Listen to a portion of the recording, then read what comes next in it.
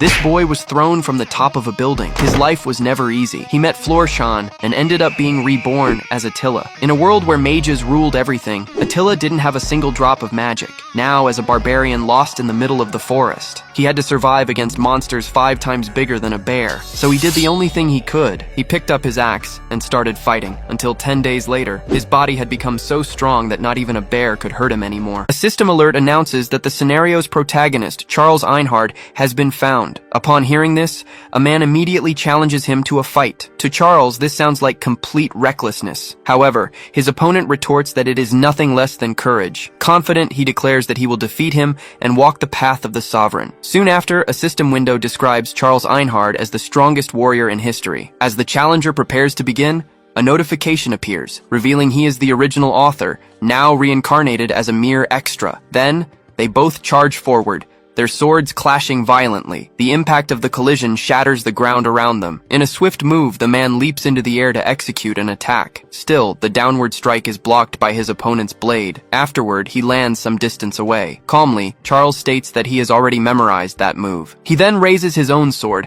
preparing to counterattack. Then, he unleashes a strike that cuts through the air toward his enemy. The force of the impact hurls his opponent backward. Without hesitation, Charles leaps and descends with his sword for a new attack.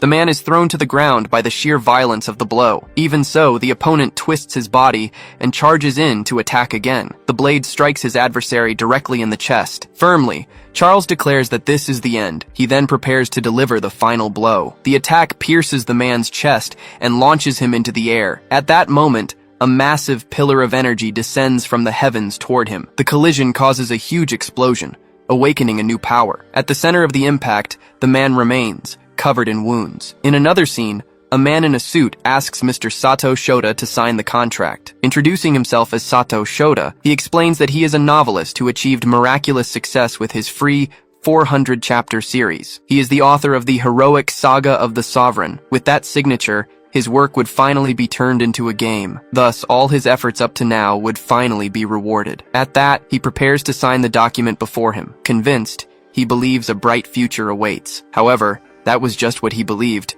until he suddenly found himself falling. A voice comments that he probably can't understand why this happened, leaving him confused on the ground. At the edge of the building, the man from the office advises him not to take it personally. He then states that this is all for Sato Shota's own good. Desperate, Sato begs to be saved, shouting that he's falling. In the end, the man simply remarks, "That's a terrible thing to say." Sato then wonders if he really said that out loud. Suddenly, the man's face distorts as he explains that he merely read his thoughts. At that moment, the writer realizes the figure before him isn't human. Immediately after, the stranger's foot comes down and stomps hard on the hand Sato had clamped on the ledge. A scream escapes as his fingers are crushed. In despair, he questions if this is the end of his life. He then screams that he still wants to live longer. His eyes lift toward the man at the top of the building. In that instant, an energy erupts from his body. The released force shatters the ground around him. A massive explosion of energy sweeps across the entire landscape. Among the wreckage, he wonders what this is. Seeing the city in flames, he questions if he was the one who caused all of this. Floating above him,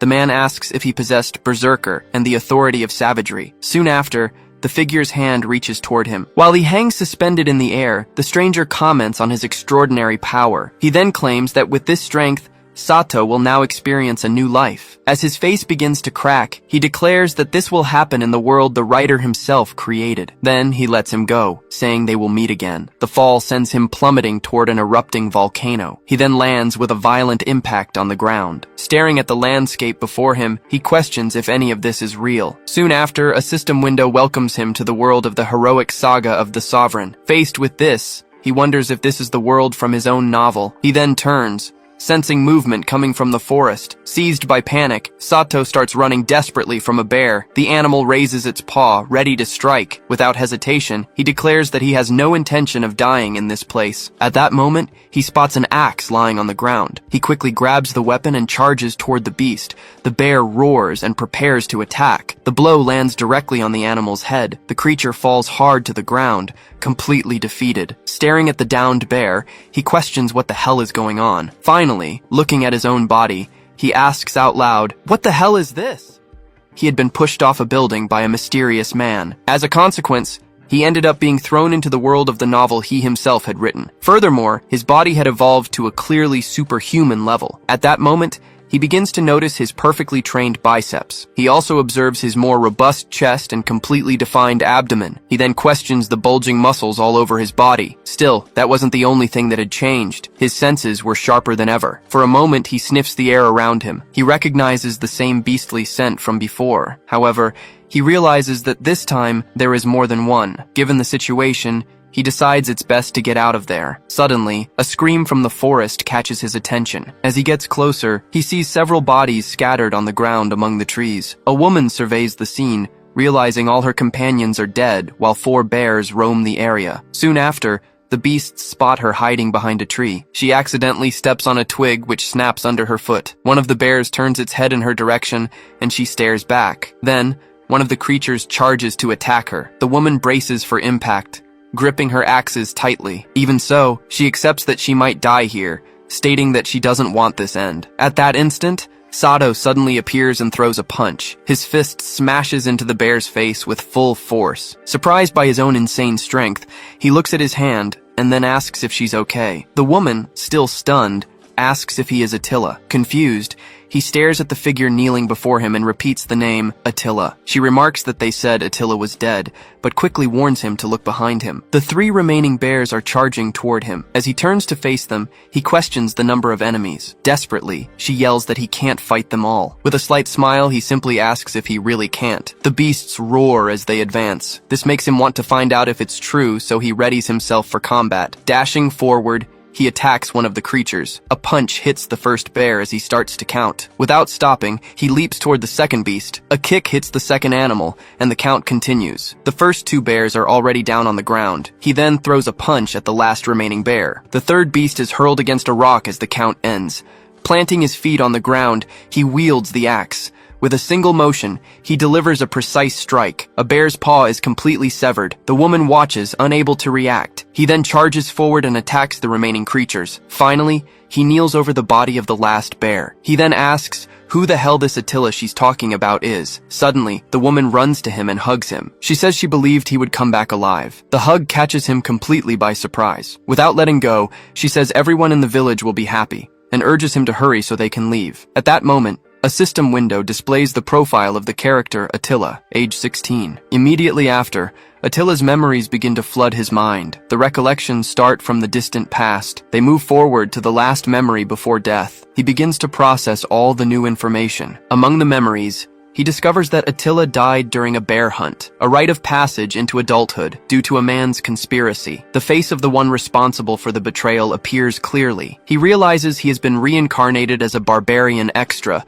lamenting that he didn't become the protagonist. The woman asks what's wrong, but he reassures her, saying he's fine. He then notices the wounds on her leg. Crouching down, he tells her to get on his back so they can return to the village. She warns him that the village is 20 kilometers away, but he insists it's no problem and that he can't leave her there. Finally, he puts her on his back and starts running at high speed toward the village. In a lush green canyon, Attila leaps from the top of a cliff. During the high-speed descent, he even manages to grab a fruit from a tree. Right after, he remarks that it tastes delicious. He offers his companion a piece, but she simply refuses. They both arrive at a valley where the Black Wolf tribe's settlement is located. 2 tribe members are stunned as they believed Attila had been killed by a bear. Surrounded by everyone, he carefully observes the place and states that it's incredible. Everything around him perfectly matches the sketches that were once drawn. The landscape before him is none other than the world of the Black Wolf tribe itself. Facing the villagers, he claims this is the greatest reward an author could ever receive. An imposing man walks through the crowd and calls out Attila's name. Before him stands his father, the legendary warrior said to have single-handedly defeated an army of 5,000 men. Munzuk, chief of the Black Wolf tribe,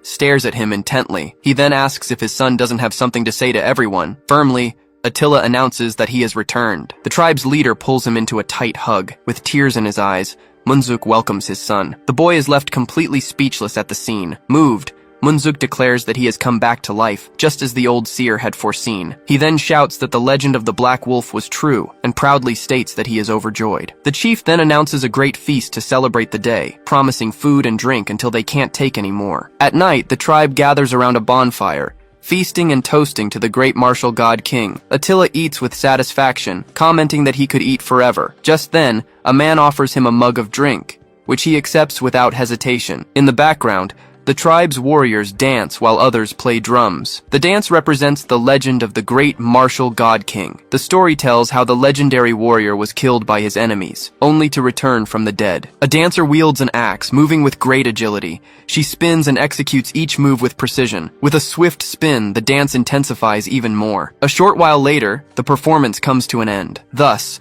the legend of the savior who protected the village is born. The villagers celebrate with renewed enthusiasm. As he watches the celebration, he reflects that if this truly is the world of his novel, there's only one way back to the real world. That single exit is the fairy kingdom. It is the place where the most powerful magic users live, as that is where he placed the passage. Attila takes a bite of a piece of meat. At that moment, a man approaches and says he heard that Attila defeated 4 bears. Blida, a warrior of the Black Wolf tribe, praises him for the impressive feat. He then informs him that he is now part of the elite warrior group. For someone from the Black Wolf tribe, this is the greatest possible honor and also a requirement to become chief. For this reason, Blida invites him for a toast. Along with the toast, an intense power struggle silently begins. Attila stops the mug mid-air as he smells something strange. Noticing this, Blida asks what's wrong and why he isn't drinking. Straight to the point, Attila says it's better to stop talking and just fight. Blida replies that it's been a while and tauntingly comments that he's learned to say interesting things. He warns him not to get cocky as he still doesn't know what tricks were used. Blida then comments that the party has just begun and the night should be enjoyed to the fullest. Attila asks him to wait, but the warrior simply says goodbye and walks away with his men. Near the bonfire, a rabbit is being prepared for the meal. A boy approaches and tells Chief Munzuk that he was the one who hunted the animal. The leader smiles and says the boy will become a great warrior. He is completely different from his younger brother, Bleda. Having never had a father, the young man isn't sure how to act in this situation. If he had grown up with one, he imagines he would have spoken and received praise, just like that. Suddenly, Munzuk calls him closer. He then states he has something to give him. The chief then offers him the mark of the elite warrior, granted only to those who have defeated 3 or more bears in a single hunt. Munzuk asks if he's speechless, and comments that it's an honor any warrior would give their life for. He then rushes him to put on the mark. Attila tries to tie the sash, but realizes he's never done it before. Awkwardly, he stands there with the sash tied in a strange way. Munzuk asks what's wrong, and he explains that he hurt his hand a little and can't adjust it properly. Hearing this, the chief offers to tie it for him. While adjusting the sash, he comments that this reminds him of the day they first met. The knot sits perfectly adjusted on his waist. Munzuk stands up and says that Attila has grown a lot and worked hard to get here. The young man simply thanks him. The chief then places a hand on his head, ruffling his hair slightly.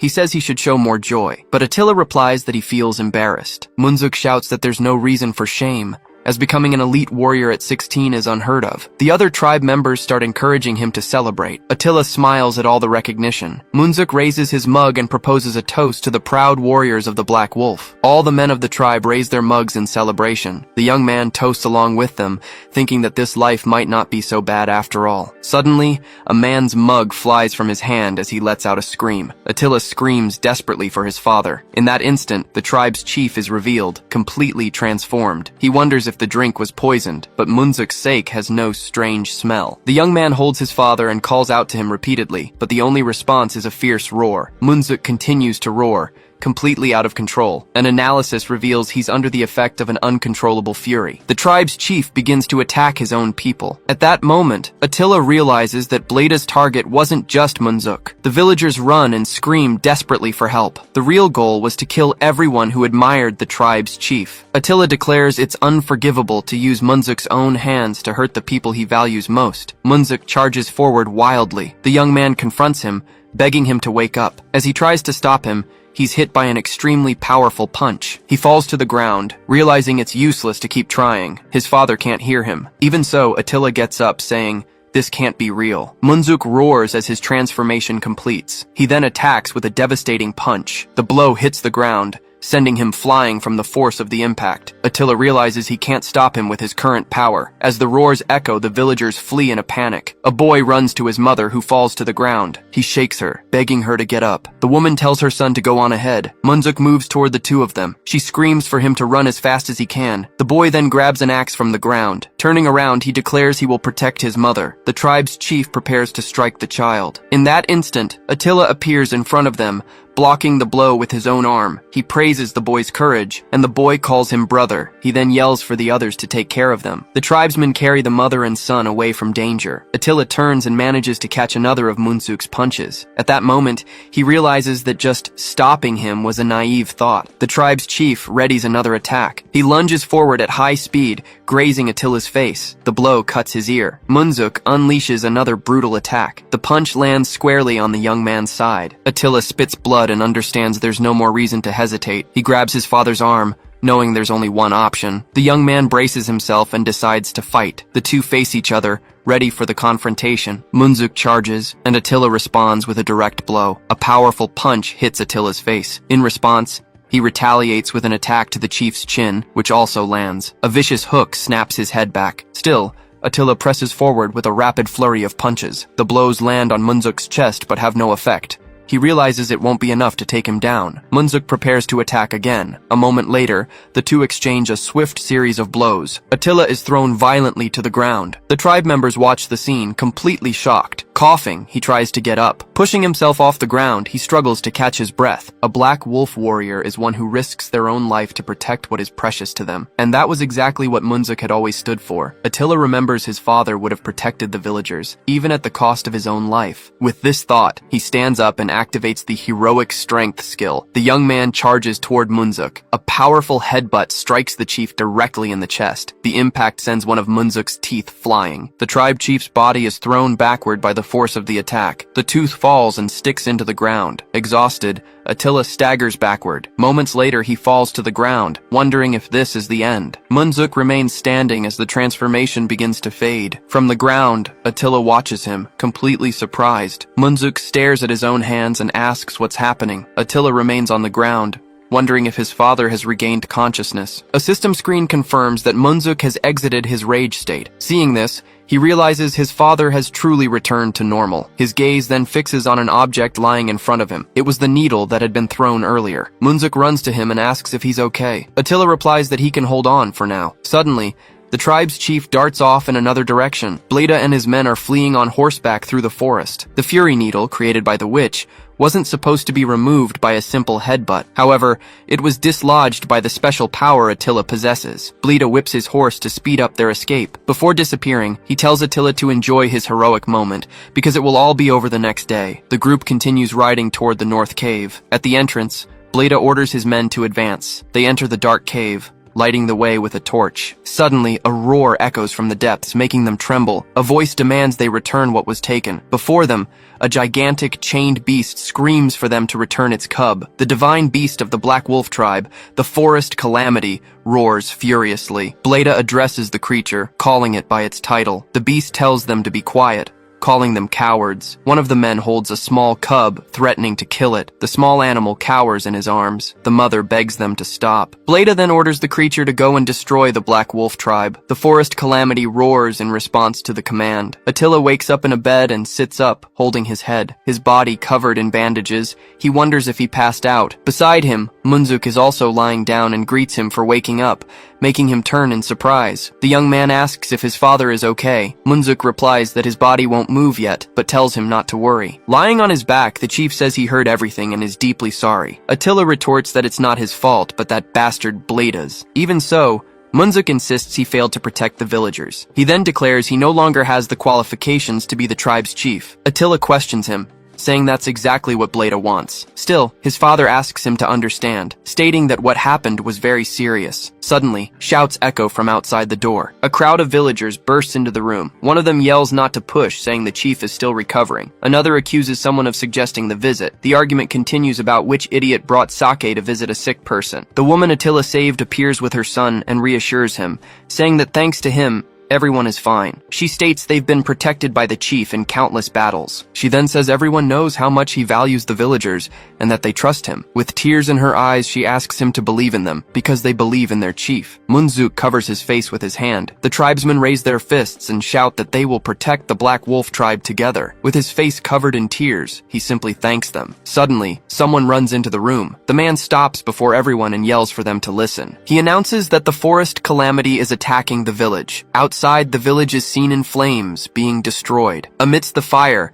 the forest calamity roars uncontrollably. The calamity of the forest was the legendary divine beast that, alongside the great martial king, protected the Black Wolf tribe. That's why the people of the Black Wolf village called it that with deep reverence. Suddenly, a man rushes in and calls for everyone's attention. He then announces that the calamity of the forest is attacking the village. Munzuk sits up in bed, confused, and questions what he just heard. Attila stands by the bed and says he'll go, but his father stops him. He warns him that it's reckless, as a human is no match for a divine beast. Even so, the young man approaches an axe and says he'll borrow it. With the weapon in hand, he promises to return it. Before leaving, he asks them to wait for him. Outside, the creature's roar echoes menacingly. One of the men points toward the beast, and Attila turns to face it. Seeing the sight, he comments on the creature's immense size. Just then, Blida and his men appear, stating that he's late. He asks if Attila really thought they would wait for everyone to recover. The young man then shouts Blida's name. In response, he says Attila is naive,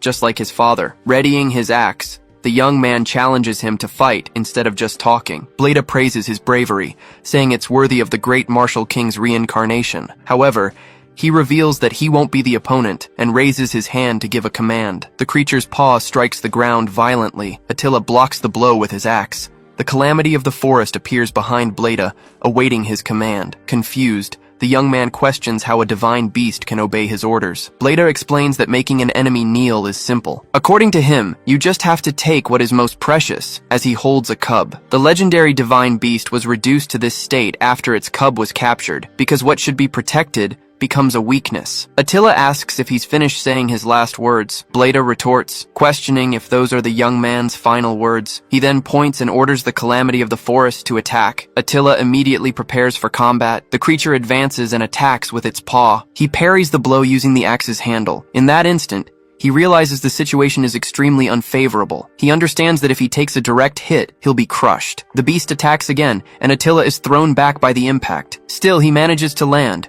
though he's dragged by the force of the attack. The young man notes the speed of that massive body, hard as rock and impenetrable to ordinary blades. As the creature approaches, he considers what to do. Then he remembers that while you can't cut a rock, you can still drive something into it. If the blade won't cut, then the solution is to embed it. With this in mind, he readies an axe and positions it. Then, he uses the second axe to strike the first with all his might. The impact buries the blade deep in the creature's body. The divine beast reacts to the blow that hits its shoulder. Attila prepares to attack again. The creature stares at him intently. He lands a direct blow on the beast's paw. Right after, he spins his body to build momentum. Then, he leaps into the air for a powerful attack. The axe strikes the creature's shoulder with full force. The blade cuts deep into the beast's hide. One of the men realizes he's using one axe to drive in the other. After multiple hits to its arm, the creature finally collapses completely. The calamity of the forest approaches its cub, which is lying on the ground. Bleda calls it a useless bear. Then, he orders his men to fire their arrows. The archers draw their bows and take aim. A shower of arrows flies toward Attila. He prepares to deflect the projectiles. With his axe, he deflects all the arrows coming his way. One of the men calls him a monster. With his head severed, the same man screams for his companions to flee. Attila charges at Bleda's men, attacking them without hesitation. Soon after, he lands the final blow on the last opponent, and so he defeats all of Bleda's men using only his axes. He then turns to Bleda and challenges him to a fight between the two of them. Finally, Bleda accepts the challenge and calls him to battle. Bleda leaps toward Attila, initiating the attack. Some men comment that the two are just staring at each other, not even moving. However, one of them corrects him, stating that the battle may have already begun without them noticing. Thus begins the confrontation that will decide the fate of the Black Wolf tribe. Attila remains firm in his fighting stance. On the other side, Bleda also stays still, holding his axe securely. Suddenly, he takes a step forward. In an instant, he vanishes, leaving Attila confused by the sudden disappearance. He then reappears behind him to attack. Without stopping, he launches another attack that cuts Attila's shoulder. Surprised, he questions what kind of move that was. Bleda charges again,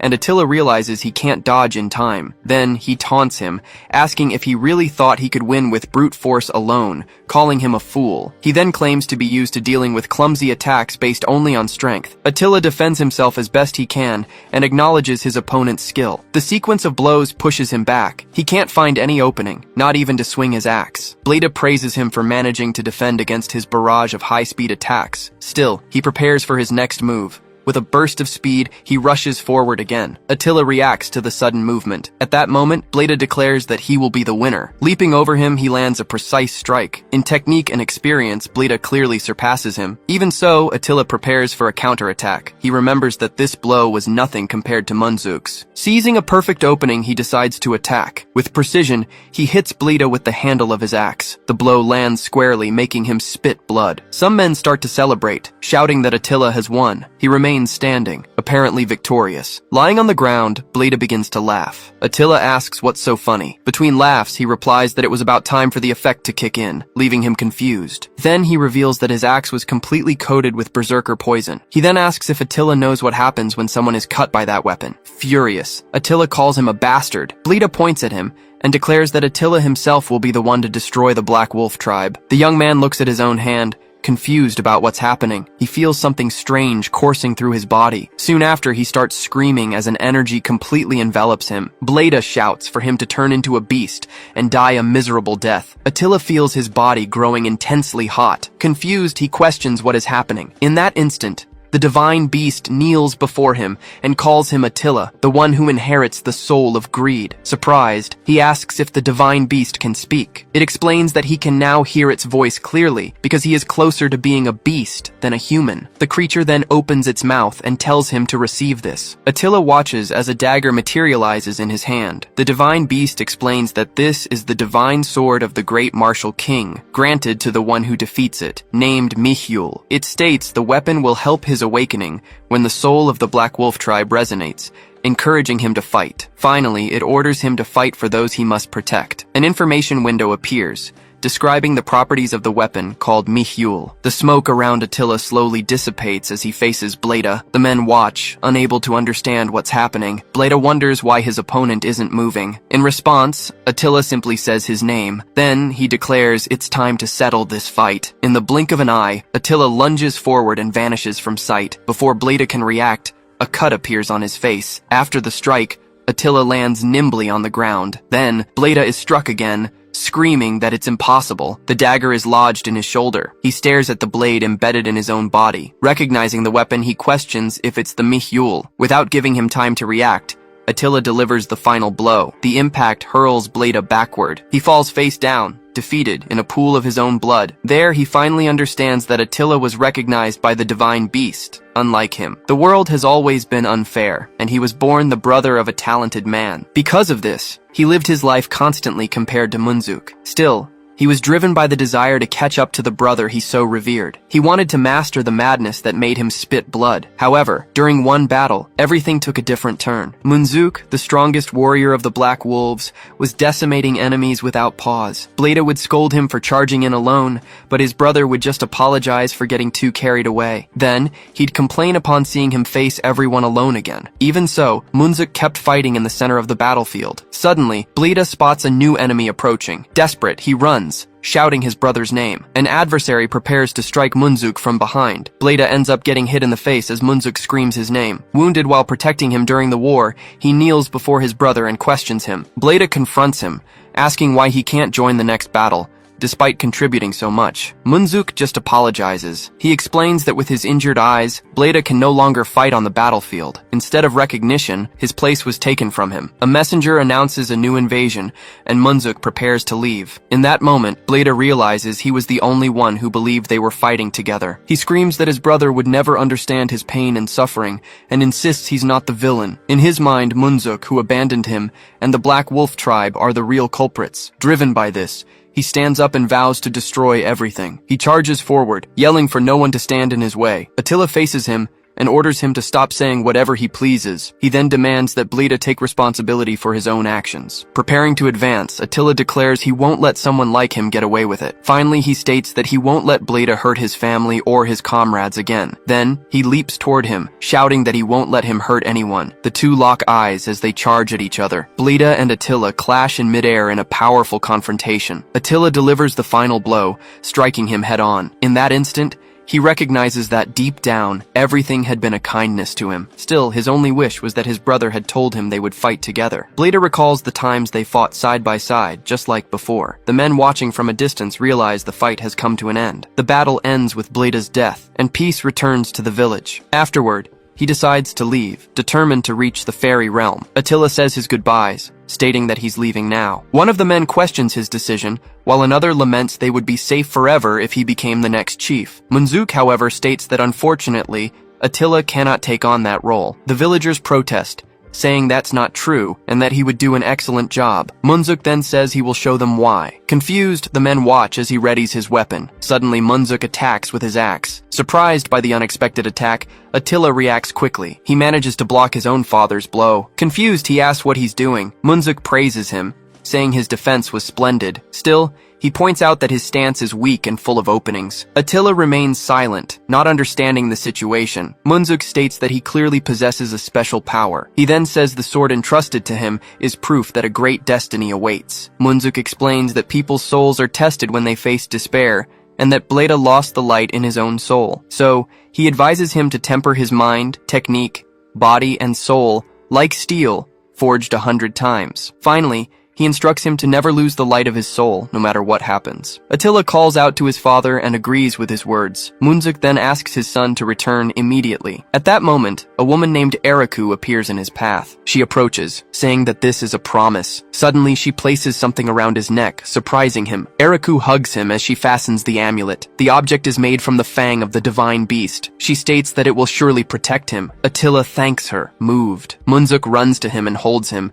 begging him not to go. Already in the distance, Attila bids farewell to his people, who watch him from the village gate. Later, he sets up camp alone in the dark forest. Sitting by the fire, he remarks that the meat is roasting nicely. He picks up the hot piece and says it looks delicious. Then, he prepares to take the first bite. However, he stops when he hears a sound from the forest. He turns and stares into the darkness between the trees. Attila then asks how long they're going to keep following him. At that moment, the small cub of the divine beast emerges from the darkness. Attila turns to the darkness and asks how long they have been following him. The small cub of the divine beast timidly appears from behind a tree. Calmly, he just asks the creature to go home. The cub sits on the ground, while Attila watches it in silence. Then, he explains that he can't take it with him, and asks it to be a good boy and return to its nest. Just then, the little creature's stomach rumbles, and its eyes turn to the meat in his hand. Seeing this, Attila gives in and offers the food, telling it to eat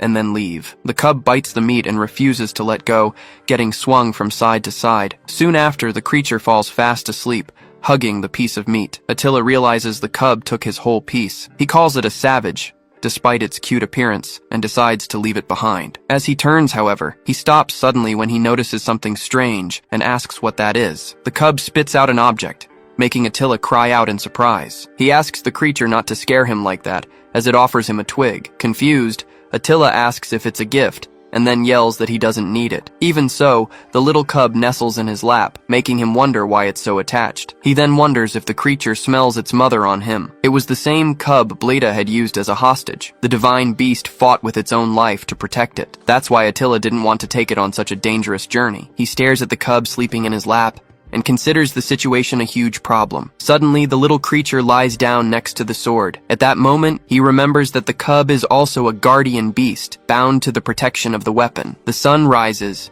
heralding a new day. The little creature sits up and looks around. Then, it realizes Attila is no longer there. Frightened, it runs in the direction he went. After a few steps, it stops suddenly, looking lost. Soon after, the cub starts to cry. Attila appears holding the sword and asks if that's what it was looking for. He explains that he can't give it to the cub, but instead, he tears off a piece of his own bandage. He then ties the cloth around the cub's neck. Attila says that it's a gift. Then, he turns to leave and calls for it to come with him. Before leaving, He warns that he'll leave it behind if it doesn't follow. The cub runs and rubs against his leg. Soon after, it starts to follow him happily down the path. Attila warns that the next meal won't be until they reach the next village. Then, he encourages it to run. The two of them travel together along a mountain trail. From a distance, a woman watches their journey through an orb and remarks that the scene is interesting. She describes him as a wild and resilient warrior, capable of breaking a magical poison needle. The witch Batri. Elizabeth wonders where someone so exceptional has been hiding. Finally, she states that she is now quite interested in him. Attila announces they've arrived. Before him stands the first city of their journey. They enter a tavern, where the little creature immediately starts eating, perched on a stool. Attila warns it not to eat that, his voice filled with concern. Just then, the tavern keeper brings out a huge special dish, apologizing for the delay. A large portion of steamed buns is placed on the table. Attila grabs a bun, takes a bite, and asks the man if he knows of the fairy kingdom. The tavern keeper replies he's never heard of it, and Attila says he expected as much. The fairy sanctuary is a floating island, adrift in the North Sea of the Kurielsh Rudra continent. He takes a sip and remarks that it was something he only wrote in his novel. He then comments that he should have detailed it better. The tavern keeper is surprised that he's already finished his food. Attila knows that to reach the North Sea, he must pass through a specific place. Lands filled with monsters, like giants and dragons, await him on his path. On top of that, he'll also have to face the sinister creatures living beyond those regions. Thinking about all this, he puts a hand to his head, complaining of a sudden pain. At another table, a man repeats the question about the fairy kingdom. Right after, he and his friends start laughing, as one of them asks Attila's age. One of the men stands up and yells that there's no such thing as a fairy kingdom. In a mocking tone, he tells Attila to stop dreaming and face reality. Attila coldly replies that it's none of his business. He then stands and orders the man to leave at once. The drunk threatens him, saying if he doesn't hurry up, he'll turn the little creature into stew. In response, the creature bites his finger hard. Attila just tells them not to worry, saying he's just some drunk. Suddenly, another man kicks the table, sending the drunk flying. Attila and the tavern keeper turn their gaze to the newcomer. Otto, leader of the Kiri mercenary group, remarks that drinks lose their taste when certain people are around. The tavern keeper looks terrified by his presence. He then warns Attila that it would be best to leave quickly. Confused, Attila wonders why that knight is so rude. Then, the tavern keeper reveals that he is Otto, known as the Ogre Blade. Attila smiles upon hearing he's an outlaw who used to be a knight. Otto replies dryly that he doesn't owe anyone an explanation. At that moment, the men who were with the drunk rush to attack Attila. His gaze fixes on the approaching opponents. In the blink of an eye, they are all thrown to the ground around him. Otto is shocked by what just happened. Seeing his companions defeated, he asks who Attila is. With a smile, Attila answers that he is the original author. He then rips his own shirt and says, it's his turn now. Otto panics and asks him to wait a moment. The men kneel on the floor and begin to apologize. Attila backs away, stating it was all just self-defense. Trying to justify himself, he says he had no choice, as he was attacked first. Just then, the tavern keeper grabs his hands and thanks him, leaving him confused. Attila picks up a wanted poster and asks if those men are criminals. The tavern keeper confirms, explaining the Lord issued a warrant against them, and the whole town had suffered from their deeds. He then wonders why the order demanded they be captured alive. The man then speculates that perhaps the goal was to recruit them for the war. He mentions hearing rumors of an imminent conflict, and that the local army has fewer soldiers than the opposing side. For that reason, Baron Bertrand is gathering anyone available as military force, even criminals. Attila smiles hearing this and says it's good news. A short time later, they arrive at the local lord's mansion. Inside the hall, a man asks if Attila was the one who captured the bandits in exchange for a war horse. The nobleman who receives them introduces himself as Lord Bertrand. Kneeling, the young man confirms that it's true. He adds that he also came to receive the cash reward for the group's capture. Lord Bertrand scolds him for speaking as if a war were about to break out in Gascony. Attila, however, calmly replies that he is simply preparing for war. At this, the Lord demands to know where he heard such information. Attila reveals he heard rumors about the lack of soldiers, and concludes they are all being gathered for a confrontation against the Akites in the east. He then states that this is the reason there are no bandits or a watch corps in the village. The nobleman is momentarily speechless at the deduction. Attila continues, saying the Lord wanted them captured alive because he believed they would be useful on the battlefield. Bertrand praises his insight. The young man returns the compliment, claiming that among the barbarians, the name Hound of the Southern Mountain, is synonymous with terror, capable of causing fear and tears. Visibly flattered, Lord Bertrand remarks that even the barbarians know of him. At that moment, Attila admits that it was a lie, but adds that it would be an honor to serve him and receive a reward. Bertrand reflects for a moment and agrees that capturing the entire Kiri mercenary group deserves recognition. So, he offers 10 gold coins and a warhorse of his choice, receiving immediate thanks. However, the nobleman adds that there is one condition. Extending his hand, he says that if Attila truly wishes to serve him, he must join the war alongside Gascognu's army. Otto and his men are shocked by the proposal. Attila, on the other hand, accepts without hesitation, stating he was expecting those very words. The decision to join the war was made for a single reason. It was necessary to make that man move. That man was Charles Einhard. He was the protagonist of the story, known among his enemies as the God of Death, and only he knew the Fairy King. In the fortress courtyard, war preparations continue at a steady pace. Behind the bars, Otto talks to Attila, while the other prisoners watch in silence. Suddenly, he screams in desperation, begging Attila to get them out of there. Attila calmly replies that he's too loud and tells him to stop calling him boss, since he's only 16. The revelation about his age leaves Otto completely confused. When he asks if the correct age isn't 46,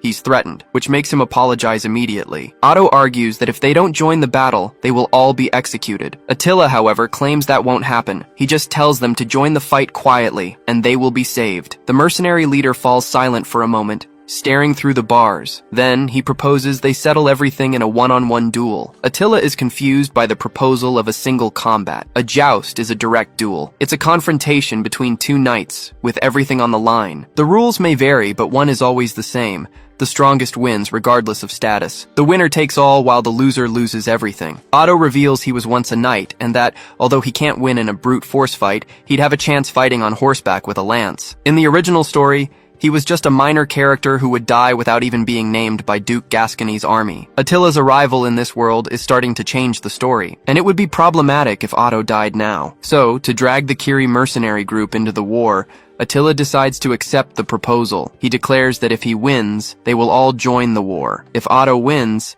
he will free them according to his terms with Bertrand. With a calm smile, Attila accepts the challenge. The mercenaries shout to their captain, saying they're putting their lives in his hands. Otto faces the situation seriously, while Attila remains calm. 10 days later, on the day of the joust, the two knights take their positions in the arena. A herald welcomes the lords, ladies, and guests in attendance. The crowd in the stands celebrates the start of the event. Lord Bertrand watches everything intently from his position. The herald announces that the battle will be for all the stakes and asks for a great round of applause. He then explains that everyone knows the rules, as the knights ready their lances. They must charge furiously at one another. The two face each other from opposite sides of the arena. The only rule is to attack only with their lances. The one who knocks their opponent off their horse will be the winner. For these proud knights, social status holds no value. It's a fight where only the strong win and take all. The herald turns to the excited crowd. Then, he announces that the duel is about to begin. With a solemn gesture, he signals for the combatants to enter. Otto, known as the Demon Sword, enters the arena on his horse. Some men in the crowd shout for his death. A woman sitting nearby comments that he seems to be quite hated. One of the men turns to answer, but is taken aback. The hooded woman simply puts a finger to her lips, asking for silence. The witch, Bathory Erzsébet, remarks that she doesn't care, as she only came to see little Attila. The men who were shouting before are now completely enchanted by her. Next, the herald announces the next competitor coming from the west. He introduces Attila, the barbarian warrior of unknown strength who single-handedly captured the entire Kiri mercenary group. The imprisoned mercenaries shout for their captain to win, as their lives depend on it. Otto hears the shouts of support and is visibly embarrassed. From the other side of the arena, Attila just calls out his name. He then comments that the armor doesn't look too bad on him. Otto replies that he can only afford to be arrogant for now. The herald announces that the long-awaited moment has finally arrived. He introduces Attila, from the Black Wolf tribe, fighting against Otto, the Demon Sword. Finally, the herald begins the duel. The herald thanks the audience for their patience. He then presents the duel between Otto, the Demon Sword, and the barbarian warrior, Attila. With the wave of a flag, the match finally begins. Otto charges forward with his lance at the ready. At the same time, Attila heads toward his opponent. With his eyes fixed on the target, Otto believes he can win. A moment later, he launches his attack with the lance. Attila leans over his horse, watching the tip of the lance draw dangerously close to his face. Otto is completely shocked by his opponent's action. The mercenaries in the stands wonder if he really caught the lance with his bare hands. Calmly, Attila says he's just going to return the attack. A lance mastery skill is activated. He then spins the weapon and thrusts it back toward Otto. Otto sees the tip of the lance advancing quickly. Then Attila strikes him with the other end of the weapon. The impact makes Otto spit blood. He doubles over on his horse from the force of the blow. Bathory Elizabeth smiles as she watches the duel. She comments that he's truly an insane warrior, a real berserker. Attila breaks the lance,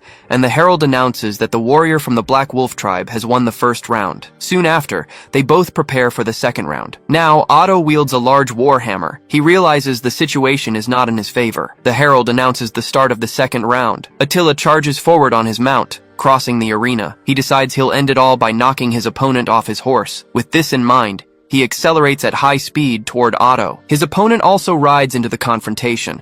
The mercenaries shout their captain's name. The warhammer is thrown, spinning through the air. Otto watches the weapon approach. At that moment, Bathory snaps her fingers. She smiles, raising her index finger. Suddenly, a force erupts from the arena floor. Attila and Otto are caught by surprise by the disturbance. Attila's horse rears up. Startled, he turns and looks toward the stands, searching for the source of the event. Then he fixes his gaze on Bathory Elizabeth. She just stares back at him without saying a word. The mercenaries and the small creature shout that the horse is out of control. Otto believes he's been saved and sees his chance. Attila throws away what's left of the lance. Otto realizes the blow failed, but believes he can still try again. At that moment, Attila has an unexpected idea. He simply leaps from his horse toward his opponent. Otto is completely confused by the action. Attila lands on the enemy horse right behind him. He then grabs him by the neck. The herald shouts, surprised that he jumped onto his opponent's mount. He questions if that is allowed by the rules of the joust. Lord Bertrand just watches the scene with a slight smile. Attila declares that with this, the second round is his. The horse continues to run uncontrollably across the arena and rears up with both of them on its back. Annoyed that the situation is repeating itself, Attila keeps Otto immobilized. Then, with a jolt, the horse throws them off, and he lands on his feet. Otto, on the other hand, falls hard onto the arena floor. His men and the small creature scream, realizing the situation is serious. Attila's horse charges uncontrollably toward the fallen Otto. Bathory Elizabeth watches the scene unfold intently. Meanwhile, Attila positions himself near his opponent. With a single word, he orders her to stop. Otto's horse gets spooked and bolts away from Attila. In the audience, everyone watches the scene in silence, including Bathory Elizabeth, who observes from a distance. Attila drives his great sword into the ground, next to the remains of his opponent's weapon. Otto, the demon sword, remains kneeling before him. Then, Attila extends his hand and asks if this is round 3. Otto stares at him for a moment before answering. He accepts the help to get up, and says they can continue. The herald of the joust announces that the time has come for the final decisive round between the two knights. Bathory Elizabeth remarks that he noticed her little trick, finding it amusing. Before the packed arena, the herald thanks everyone for their patience during the small incident. He then announces that from this moment on, the fight will be on foot. With the combatants in position, he declares there are no rules and any weapon is allowed. With a simple hand gesture, the signal for the final battle is given. Attila lunges forward and attacks, but Otto manages to dodge. In response, he unleashes a powerful blow with his weapon. Otto assesses that his opponent's attacks are heavy, each blow carrying massive force. Bracing himself, he concludes he just needs to dodge the first attack. Attila then leaps into the air to deliver a decisive strike. Otto dodges, and the weapon slams violently into the ground. Seeing an opening, he declares that victory is his. Attila calls him naive and spins his body, keeping a firm grip on his weapon. The blow strikes Otto's face with the flat of the blade. The impact sends him flying backward, making him realize his opponent isn't human. Attila approaches as Otto remains on the ground. In the crowd, some men shout for their captain, but they are quickly told to shut up. Then, voices echo through the arena, pleading for the fight to stop. Otto staggers to his feet, covered in blood and holding his broken sword. One of the men shouts for him to stop, saying that this is enough. Another begs, saying he'll do anything to save his life, even join the war. He insists that Otto can't die in a place like this. Turning to his comrades, Otto remarks that even with their hands tied, they still talk too much. Still, He admits he would say the same in their situation. The sword falls from his hand and hits the ground. Then, the herald of the joust announces that Otto can no longer continue. With a white flag raised, he declares Attila the winner. Otto loses consciousness and collapses forward. Attila catches him before he hits the ground. He says that Otto is no longer just a nobody. He then acknowledges him as a warrior worthy of respect. The crowd erupts in celebration, while Lord Bertrand watches intently beside his guards. From afar, Bathory watches everything with a faint smile.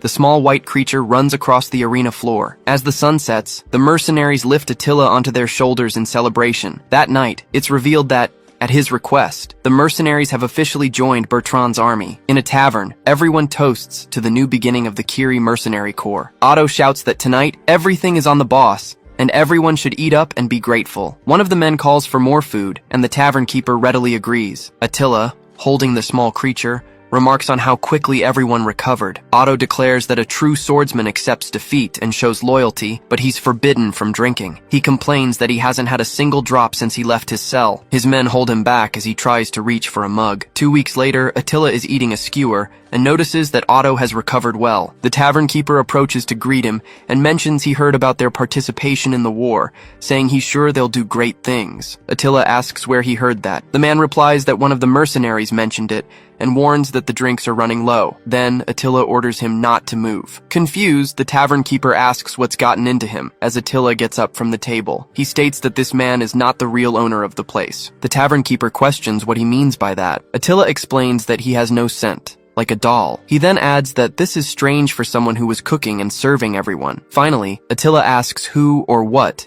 he really is. The tavern keeper's body begins to transform before Attila's eyes. Otto immediately rushes over, and Attila asks who he really is. Then, the masked figure comments that he must be quite skilled to see through his disguise. He then states that knowing his true identity means nothing. The man brandishes his weapon and says that either way, Attila is going to the next world. He attacks, but Attila dodges the blow. The blade hits the chandelier, extinguishing the tavern's lights. Attila remains alert in the sudden darkness. Otto yells that it's completely dark, but Attila tells him to calm down. He replies that there's no way to be calm in the dark with an assassin on the loose. Just then, the enemy appears behind Otto and tries to attack him. At the last second, Attila pulls him out of the blow's reach. He then tells his companion to be quiet and stay in the corner. Then he turns to the enemy and calls him an assassin who specializes in disguises. Attila states he can identify him by his physique and strength, revealing him to be Rashid, a second-rate assassin. The masked man just stares at him, taking a combat stance. After a moment, Attila asks if he isn't correct. Rashid vanishes from his sight in an instant. However,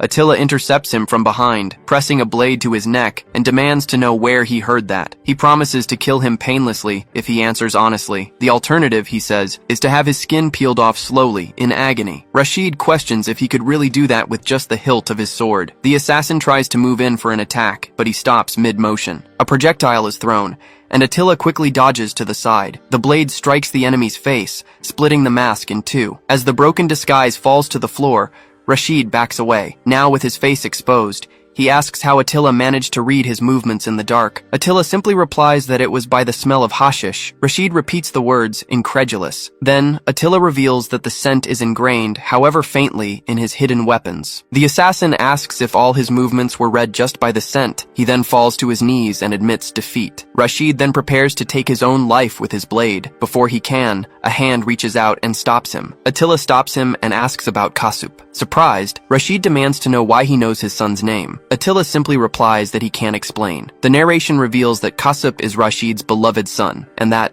in the future, he will become a powerful ally of Charles. Desperate, Rashid begs them not to touch the child, saying he'll do anything. Then, Attila states there is only one condition. The assassin asks what it is. He orders Rashid to become his dog. Attila tells him not to worry and to just do as he's told. Without hesitation, the assassin kneels, stating that a warrior's contract is absolute. He says he will contact him later. Then, Rashid starts barking. Attila tells him to stop, saying he doesn't have to take it so literally. Otto and his men are startled by the sudden noise. From a distance, Batri Elizabeth watches the scene and wonders what they are doing. She questions if this is some kind of ritual dedicated to an unknown god. However, she sets the question aside, curious and eager for what's to come with her new allies. Spring comes to an end. Everyone undergoes intense training. On a summer day, In the south of the continent, the cavalry advances. A city appears in flames during a violent attack. The war had begun, and the arrival of knights in full armor is announced. They are identified as the Golden Lion Mercenary Group, led by Charles Einhard. A group of lancers marches in formation. War banners rise across the battlefield. The cavalry charges forward at high speed. A commander shouts orders demanding his men eliminate all the Gasconian cowards. Right after, another soldier roars for them to show the strength of the Aquitanians. He orders them to kill everyone, but his head is sliced clean off in that instant. His men scream the name of their fallen commander. At that moment, they spot an axe flying toward them. The weapon slams into the ground as a lone figure charges forward on horseback. The soldiers wonder if the Gasconian army is attacking in full force. However, one of them realizes it's just a single person attacking alone. Attila desperately tries to rein in his stubborn horse. Even so, the animal plows into the enemy ranks, knocking down several soldiers. Amid the chaos, he spins and strikes with his weapon. Attila remarks that this wasn't exactly the plan, but there's no other choice now. He strikes an enemy knight, lamenting that he didn't want to draw so much attention. One of the soldiers calls him a demon, shouting that he's not human. Seeing this, the commander orders a full retreat. The soldiers begin to flee on horseback. Attila, however, has no intention of letting them escape. He grabs a bundle of spears from the ground. He then prepares to hurl them. The skill, spear throw, is activated. The weapons fly toward the fleeing enemies. One of the soldiers' horses is hit first. Moments later, the men are pierced by the spears. Riders and their mounts fall to the ground together. Attila charges forward on his horse, shouting, "Attack!" His men follow, urging him not to advance alone. Otto then realizes the fight has already started. His enemies recognize him as Otto, the ogre blade of the Kiri mercenary group. With that, they conclude that the executioner, Attila, must also be present. Under Attila's command, the Kiri mercenary group advances swiftly, each member playing their part. They prepare for the coming battle against that man. Meanwhile, elsewhere, an investiture ceremony is taking place at the cathedral. Count Akule de Akule receives his title. Charles Einhard is knighted. He is tasked with protecting the people and acting as their defender. The ladies in attendance comment on his appearance. They remark with admiration that he is only 18 years old. Two nobles, however, cannot accept that a commoner has become a knight and begin to criticize his humble origins. One of them suggests Charles is nothing more than a human sacrifice, meant to serve as a shield for the true lords. Just then, someone taps the noble on the shoulder. A muscular man approaches and comments that speaking ill of others is not a good idea. Ruach, captain of the special attack unit, adds that speaking ill of Charles is even worse. Outraged, the noble demands to know who he is, stating that he's a baron. Another man quickly steps in and apologizes to Baron Ruach for his companion's disrespect. He introduces himself as Pippin, vice captain of the Golden Lion mercenary group. The baron ignores the introduction and asks how Pippin knows who he is. Pippin calmly replies that everyone attending the ceremony has been identified. Shocked, the noble asks if they really memorized all 800 guests. He then concludes it must be a bluff, typical of low-born folk. Pippin apologizes for the disturbance and turns to leave. However, the baron stops him, asking if commoners can offend a noble and simply walk away. With all due respect, Pippin explains that Ruach only warned him against insulting Charles. He adds that insulting a knight without cause is illegal. He then states that the baron himself will not go unpunished. The noble calls him a nuisance and tells him to get lost. Pippin excuses himself and takes his leave. Later that night, he pauses while walking through the woods. Noticing an insect land on his arm, he comments on the creature's incredible speed. Charles asks what's on his mind, and Pippin replies that the ceremony is over and they'll be heading to battle tomorrow. Charles advises him to just let the do-nothing fools talk. He declares that he will conquer the nation and won't let anyone disrespect him or his comrades. Pippin agrees, saying that's a promise. Charles confirms the commitment with a fist bump. Then, Pippin mentions that he has received intel about an extremely strong mercenary in Gascony. He explains that the man seems to have power comparable to Charles Einhard himself. Charles questions if the mercenary is really that strong. With a confident smile, he says he can't wait to meet him on the battlefield. Otto asks Attila if he can see the dungeon in the sky. The young barbarian doesn't seem to understand the question, so Otto explains that it's because Attila had a perfect grasp of the enemy camp and their troop strength, but Attila denies having any such ability. As his men celebrate, Otto claims this means the heavens are on their side. Attila, however, silently reflects on the faith of a former bandit. When called Sir Former Knight, He replies that he never held any noble title. Attila then states that obviously the heavens are not on their side. He simply understands the flow of the battlefield, and he must act without altering the original course so that Charles can find the fairy realm safely. Suddenly, the sky darkens, leaving Otto stunned by the abrupt change. Attila looks up and wonders if it's some kind of omen. An eclipse begins to form in the sky. He watches the phenomenon and comments that he didn't write a scene like this in the original work. Rashid kneels and reports that the Golden Lion mercenary group will divide its forces in two within 5 days. Attila realizes that Charles has finally started to move. He says he understands and tells Rashid to continue the good work. The Gasconian army should have joined the war, but Bleda was defeated. Because of that, Gasconu's military strength became completely insufficient. If things continue this way, the battle will end before Charles discovers the fairy realm. Attila calls out to Otto, who asks if he needs anything. Unwilling to let the story he created become any more distorted, he announces they will attack the Golden Lion mercenary group. Otto asks for a moment, questioning if he heard the target correctly, and Attila confirms. The mercenary warns that rumors say the group has over 100 men, but the young barbarian replies that he already knows. Otto grabs him and warns that their leader Charles is dangerous and as strong as he is. In response, Attila simply asks if he isn't going to join. Otto confirms he will, and is told to get ready. He argues that preparations would take at least 10 days to gather armor, food, and weapons. He also points out that the mercenaries still need more training. Even so, Attila orders them to depart immediately. Confused, Otto asks what exactly immediately means. With a smile, Attila clarifies that the 3 former knights, along with himself and Otto, will leave right now. 5 days later, a battle is raging on the southern front. Pippin and his soldiers react in shock to what they see on the battlefield. He claims he hadn't heard anything about this. A man announces that the Black Wolf tribe has arrived to reinforce Gasconu as they advance over the fallen knights. Pippin prepares with his remaining soldiers to face the approaching warriors. One of the barbarians attacks and strikes down a knight. The same warrior then charges forward and defeats another soldier. At the end of the confrontation, Pippin and his comrades are lying on the ground, later in the tent of the Golden Lion mercenary group's camp. Charles informs his men that the Black Wolf tribe appeared on the southern front today. One of the knights questions if that warrior tribe has really allied with Gasconu. He confirms, explaining that they are rapidly expanding their influence with fierce momentum. Still, Charles sees this as an opportunity to achieve military distinction. He then announces that the first unit's destination has changed and orders immediate mobilization to the front line. His men, including Pippin and Ruach, respond promptly to the order. Pippin reports that the first unit is ready to depart. Charles thanks him and leaves the second unit under his command. He then turns to his men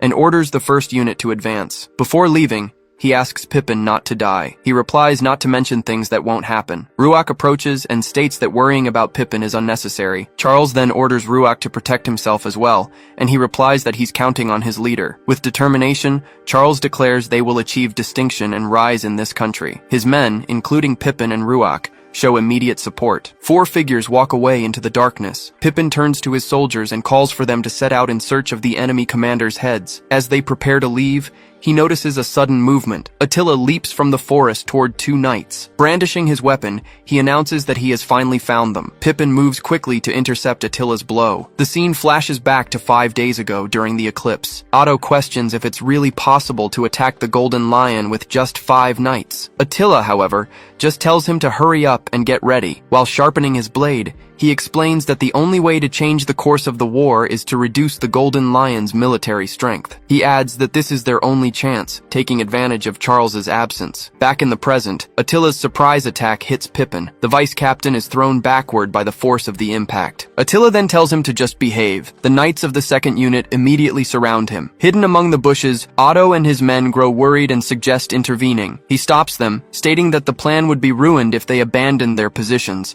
leaving the others confused. Otto then clarifies that the strategy is to watch Attila defeat the enemy soldiers by himself. Attila comments that the original plan was just to attack Pippin and retreat. However, he realizes the situation won't be that simple. The knights advance toward him, and he prepares to fight. Attila leaps and spins his weapon in the air. With a single motion, he strikes several knights at once. 3 of them attack the spot where he was just moments before. Pippin notices the movement and warns of the attack from above. Attila braces himself and delivers a direct blow to the ground. The impact causes a massive explosion of earth. The shockwave spreads throughout the entire area. From his hiding spot, Otto comments that everything went exactly as planned. The dust begins to settle, revealing the bodies of knights being thrown through the air. Pippin is on the ground, his sword beside him. Ruach positions himself in front to protect him, and the vice captain realizes the gravity of the situation. The assault unit captain declares he will protect him, as he promised Charles. Pippin calls out Ruach's name. He turns and promises to protect him, just as he would protect the family he has learned to value. Happy memories with his comrades and Charles flash through his mind. He states that family is something worth defending as he raises his shield. Ruach prepares for combat. He focuses entirely on the approaching battle. Then, he declares himself the shield and faces Attila. Attila praises him, saying he's impressive. Ruach asks if he's the one they call the Man of the Massacre. The young barbarian replies that it seems he's starting to earn that title. He introduces himself as Ruach,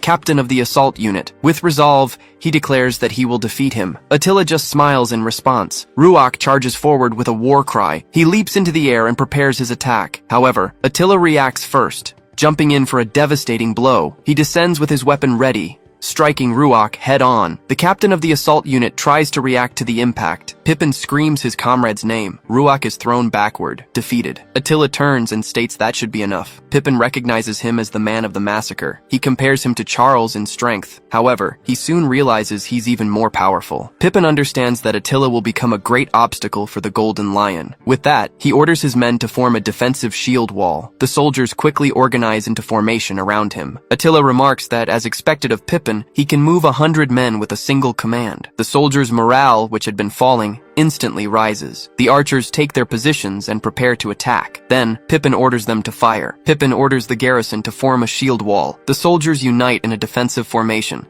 combining spears and shields. From a distance, Otto and his men watch, wondering how dangerous that tactic could be. Attila immediately recognizes the formation as a phalanx. It's a strategy where soldiers overlap their shields and advance as a single body. Though simple, it allows everyone to defend themselves at the same time. It also enables coordinated attacks. This is the most effective tactic against unorganized enemies. Otto panics, warning that they're advancing toward them. Hearing this, the young barbarian yells for his men to raise their shields too. A system screen activates the support skill Tactic Detection. Attila warns that a rain of arrows is about to fall. The phalanx soldiers raise their shields above their heads. The arrows rain down on the formation, blocked by the compact defense. Attila stares at the shield wall that completely nullified the attack. Otto is surprised to see that, just as warned, the arrows really came. Then, he asks what those thicker approaching projectiles are. One of them hits the ground and explodes with force. Carrying his men on his back, Attila runs through the forest, telling them to hold on. He mentions he's already reduced the Golden Lion's forces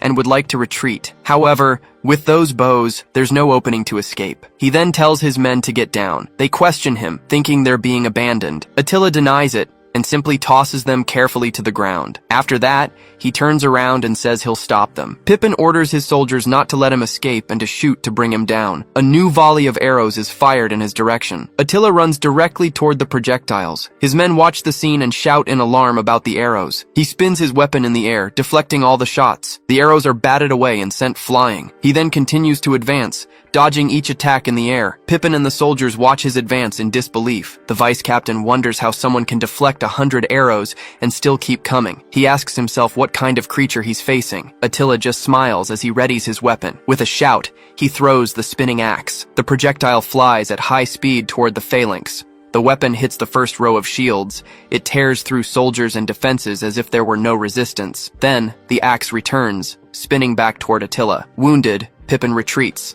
clutching his arm. He realizes the formation, perfected over so many years, was destroyed by a single throw. The surviving soldiers stare at Attila, now standing in the distance. The vice captain silently apologizes to Charles. Then, he falls to his knees, stating his journey ends here. Pippin bows his head, awaiting the final blow. However, Attila just comments that it was a fun fight. He then turns and starts to walk away. Pippin watches him leave and shouts in frustration. Otto comments that, seriously, he really thought he was going to die. Right after, he yells that the chief will have to carry them from now on. Attila asks what he's talking about. He then announces he's going to restart everyone's training from scratch, surprising the mercenary. A bird flies toward him and lands on his arm. With the bird on his shoulder, he takes a message, and realizes it's from Rashid. Attila abruptly turns his horse, leaving his men behind. Otto asks where he's going. Without answering, he rides at high speed through the forest. Elsewhere on the battlefield, Charles faces Munzuk, who is about to start a great battle. The message said to go immediately to the Guyenne region, as Charles was heading to Chief Munzuk's location. Attila wonders why the Black Wolf tribe is on a battlefield. He doesn't remember writing a scene like that in the original story. A memory surfaces, showing Munzuk praising him as a son. Soon after, he recalls the tribe chief asking him to be happier. Attila screams as he continues to ride. He promises he will save him at any cost and asks him to just hold on. The scene then shifts to the Black Wolf tribe's camp. A violent attack is underway, splattering blood on the ground. Charles Einhard approaches a fallen warrior and demands that he answer. He then asks if he knows a barbarian warrior wielding a large axe. The man claims he doesn't know anyone with that description. Charles turns and comments that it's a shame, while holding his sword. The wounded warrior tells him to wait. Then Charles questions if he really just told him to wait. He declares that barbarians are enemies of Aquitaine. His soldiers readily agree. Charles continues, stating they launched a surprise attack and killed many of his comrades. The men support him again with shouts. With his sword raised, he claims he won't leave a single barbarian alive. A voice interrupts him, ordering him to wait. Charles turns and says he didn't expect him to come here. Chief Munzuk then reveals himself before him. The legendary warrior known as the Martial God positions himself for combat. Charles analyzes that an attack based solely on strength always requires preparation. He believes he has a good chance if he strikes the moment Munzuk raises his axe. However, the tribe chief hits him first, sending him flying. Munzuk continues the attack with a powerful blow. Charles blocks with his sword, noticing the opponent's absurd speed. Munzuk calls him an amateur for taking the blow from the side. He then charges forward with a punch. The impact hits the side of Charles's body. He is thrown back by the force of the blow. Munzuk advances again with the axe. The tribe chief is surprised to see Charles block his attacks twice. After landing, Charles gathers energy in his hands. Munzuk, however, notices his opponent's leg is unstable, so he leaps toward him. The knight looks up, facing the imminent attack. Munzuk calls him inexperienced and raises his axe for the final blow. The blade descends toward him. At that moment, multiple projectiles are fired at high speed. Charles hits Munzuk with the attack. The tribe chief is pierced in several parts of his body. Even so, he remains standing, reacting with surprise. Munzuk stares at the wounds on his chest and shoulder. Charles then raises his sword, preparing a new attack. Several level-up notifications appear in sequence. Finally, Charles declares that the more he fights, the stronger he becomes. Charles Einhard prepares to face Munzuk. The Black Wolf tribe's chief comments that the pressure from the sword has increased, finding the situation interesting. He then raises his axe and states that at least he won't be bored. Charles carefully watches his opponent's every move. Munzuk strikes the ground with full force. The resulting shockwave throws Charles backward. He recognizes the technique as a vacuum blade. Munzuk advances with a devastating side swing. Charles jumps over the attack, narrowly escaping its range. Munzuk praises his read on the blow, but pressures him with a new attack. Charles finds himself facing a triple attack coming his way. The blows hit the ground, destroying everything around. Munzuk is surprised to see that someone other than Awashira withstood that attack. Amidst the dust, a large sword is revealed. Charles Einhard emerges unscathed, holding his weapon firmly. The tribe chief can't believe all the blows were blocked. With a confident smile, Charles announces that it's his turn now. He then prepares for the counterattack. Charles raises his sword above his head and delivers a powerful downward strike. The attack hits Munzuk squarely. Charles Einhard remains standing as his opponent falls to the ground. He declares Munzuk's defeat and demands to know where the butcher is. The tribe chief responds only with a laugh. Charles questions the reason for that reaction. Fallen, Munzuk points and tells him to look behind him. Charles turns to see what's approaching. Attila then lands on the battlefield and states that he arrived just in time. He demands that Charles get away from his father. Charles immediately recognizes him as the butcher. Attila advances and orders him to get out of the way, or he'll be thrown aside. Charles, however, just challenges him to try. The two weapons clash in a single instant. The two warriors test their strength in a direct confrontation. The impact of the collision generates a massive shockwave. Charles's blade pushes Attila's axe back. Suddenly, Attila feels an intense pain in his head. A warning window appears, informing him that he has encountered the story's protagonist, Charles Einhard. Soon after, The notification announces the activation of the Author Protection Program. Attila is paralyzed as the system activates. Then, a second authority, called the Mind's Eye, is unlocked for him. An alert window announces that the Author's Protection Program is being activated. At the same time, a second authority called the Mind's Eye is unlocked. Attila wonders what exactly the Mind's Eye is. Without giving him time to think, Charles presses forward to continue the attack. He realizes this is no time to get distracted. He then aims directly for his opponent's shoulder. Attila is surprised by the sudden move. Still, he manages to dodge the blow at the last second. The knight is stunned by the unexpected dodge. With a slight smile,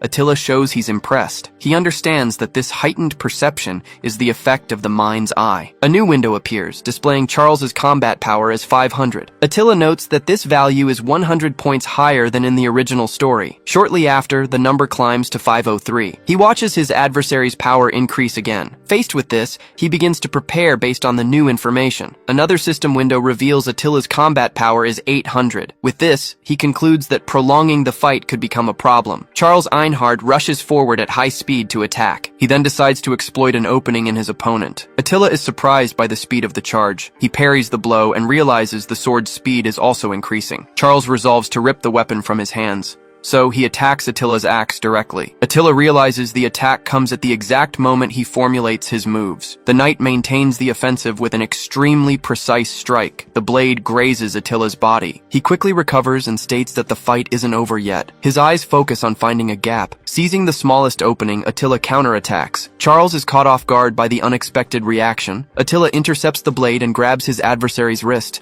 He then twists his arm forcefully. With a swift move, he throws Charles over his shoulder. Attila prepares for the finishing blow. Then he unleashes a powerful kick straight to the knight's chest.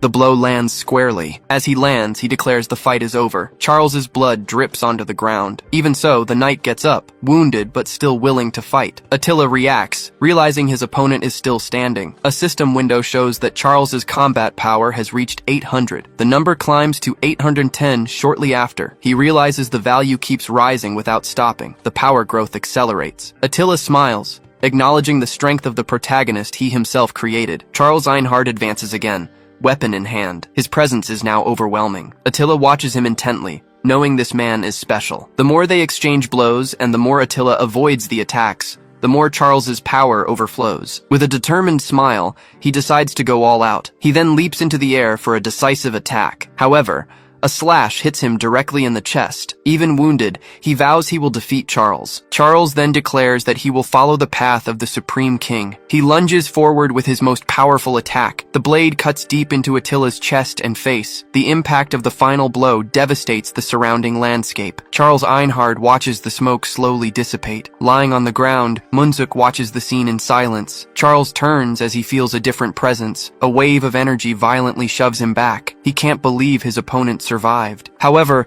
Attila rises from amidst the rubble. With a firm smile, he faces Charles once more. The moment their eyes meet, Attila warns him that he's coming. Charles's instincts scream danger. Attila then slams his fist into the ground, raising a curtain of dust and debris. Surprised by the action, Charles looks up. Then, Attila kicks the knight's fallen sword toward him. The weapon hits the ground and causes a massive explosion. Amidst the smoke, Charles complains that he can't see anything. Attila appears behind him, ready to strike. The knight spins around quickly to defend himself. Attila delivers a two-fisted hammer blow.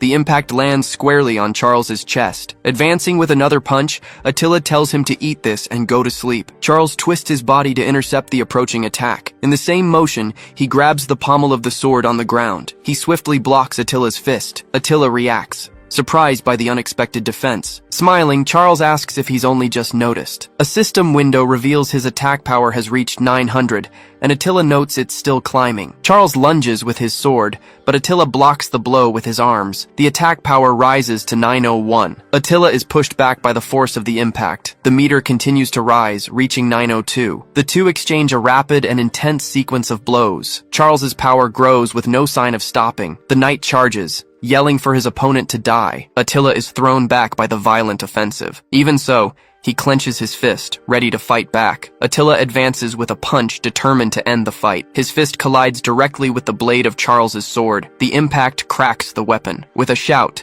Attila unleashes his full power. The blow shatters the sword and sends Charles flying. The shockwave from the attack freezes the battlefield. Charles Einhard falls to the ground, unable to continue fighting. Attila remains standing, panting after his victory. The battlefield falls silent after the confrontation. He approaches Munzuk and asks if his father is all right. Munzuk says he is and tells him not to worry. Attila helps him up and receives a word of thanks. The tribe's chief comments on how much he has grown in the short time they were apart. Confused by the remark, Attila turns to face him. Munzuk explains that his eyes showed a madness during the fight. According to him, that was the look of a warrior who dominates combat. Finally, he concludes that his son has not slacked on his rigorous training. Attila questions what rigor he's talking about. He then remembers something, and Munzuk asks about the sudden pause. As they walk away, Charles calls him Butcher and tells him to wait. Attila turns to face the defeated knight. Charles asks to be finished off, saying that mercy at this point would be meaningless. He asks if his opponent will continue to get stronger and stronger. He then challenges him to grow even stronger so they can fight again. Bathory watches the projection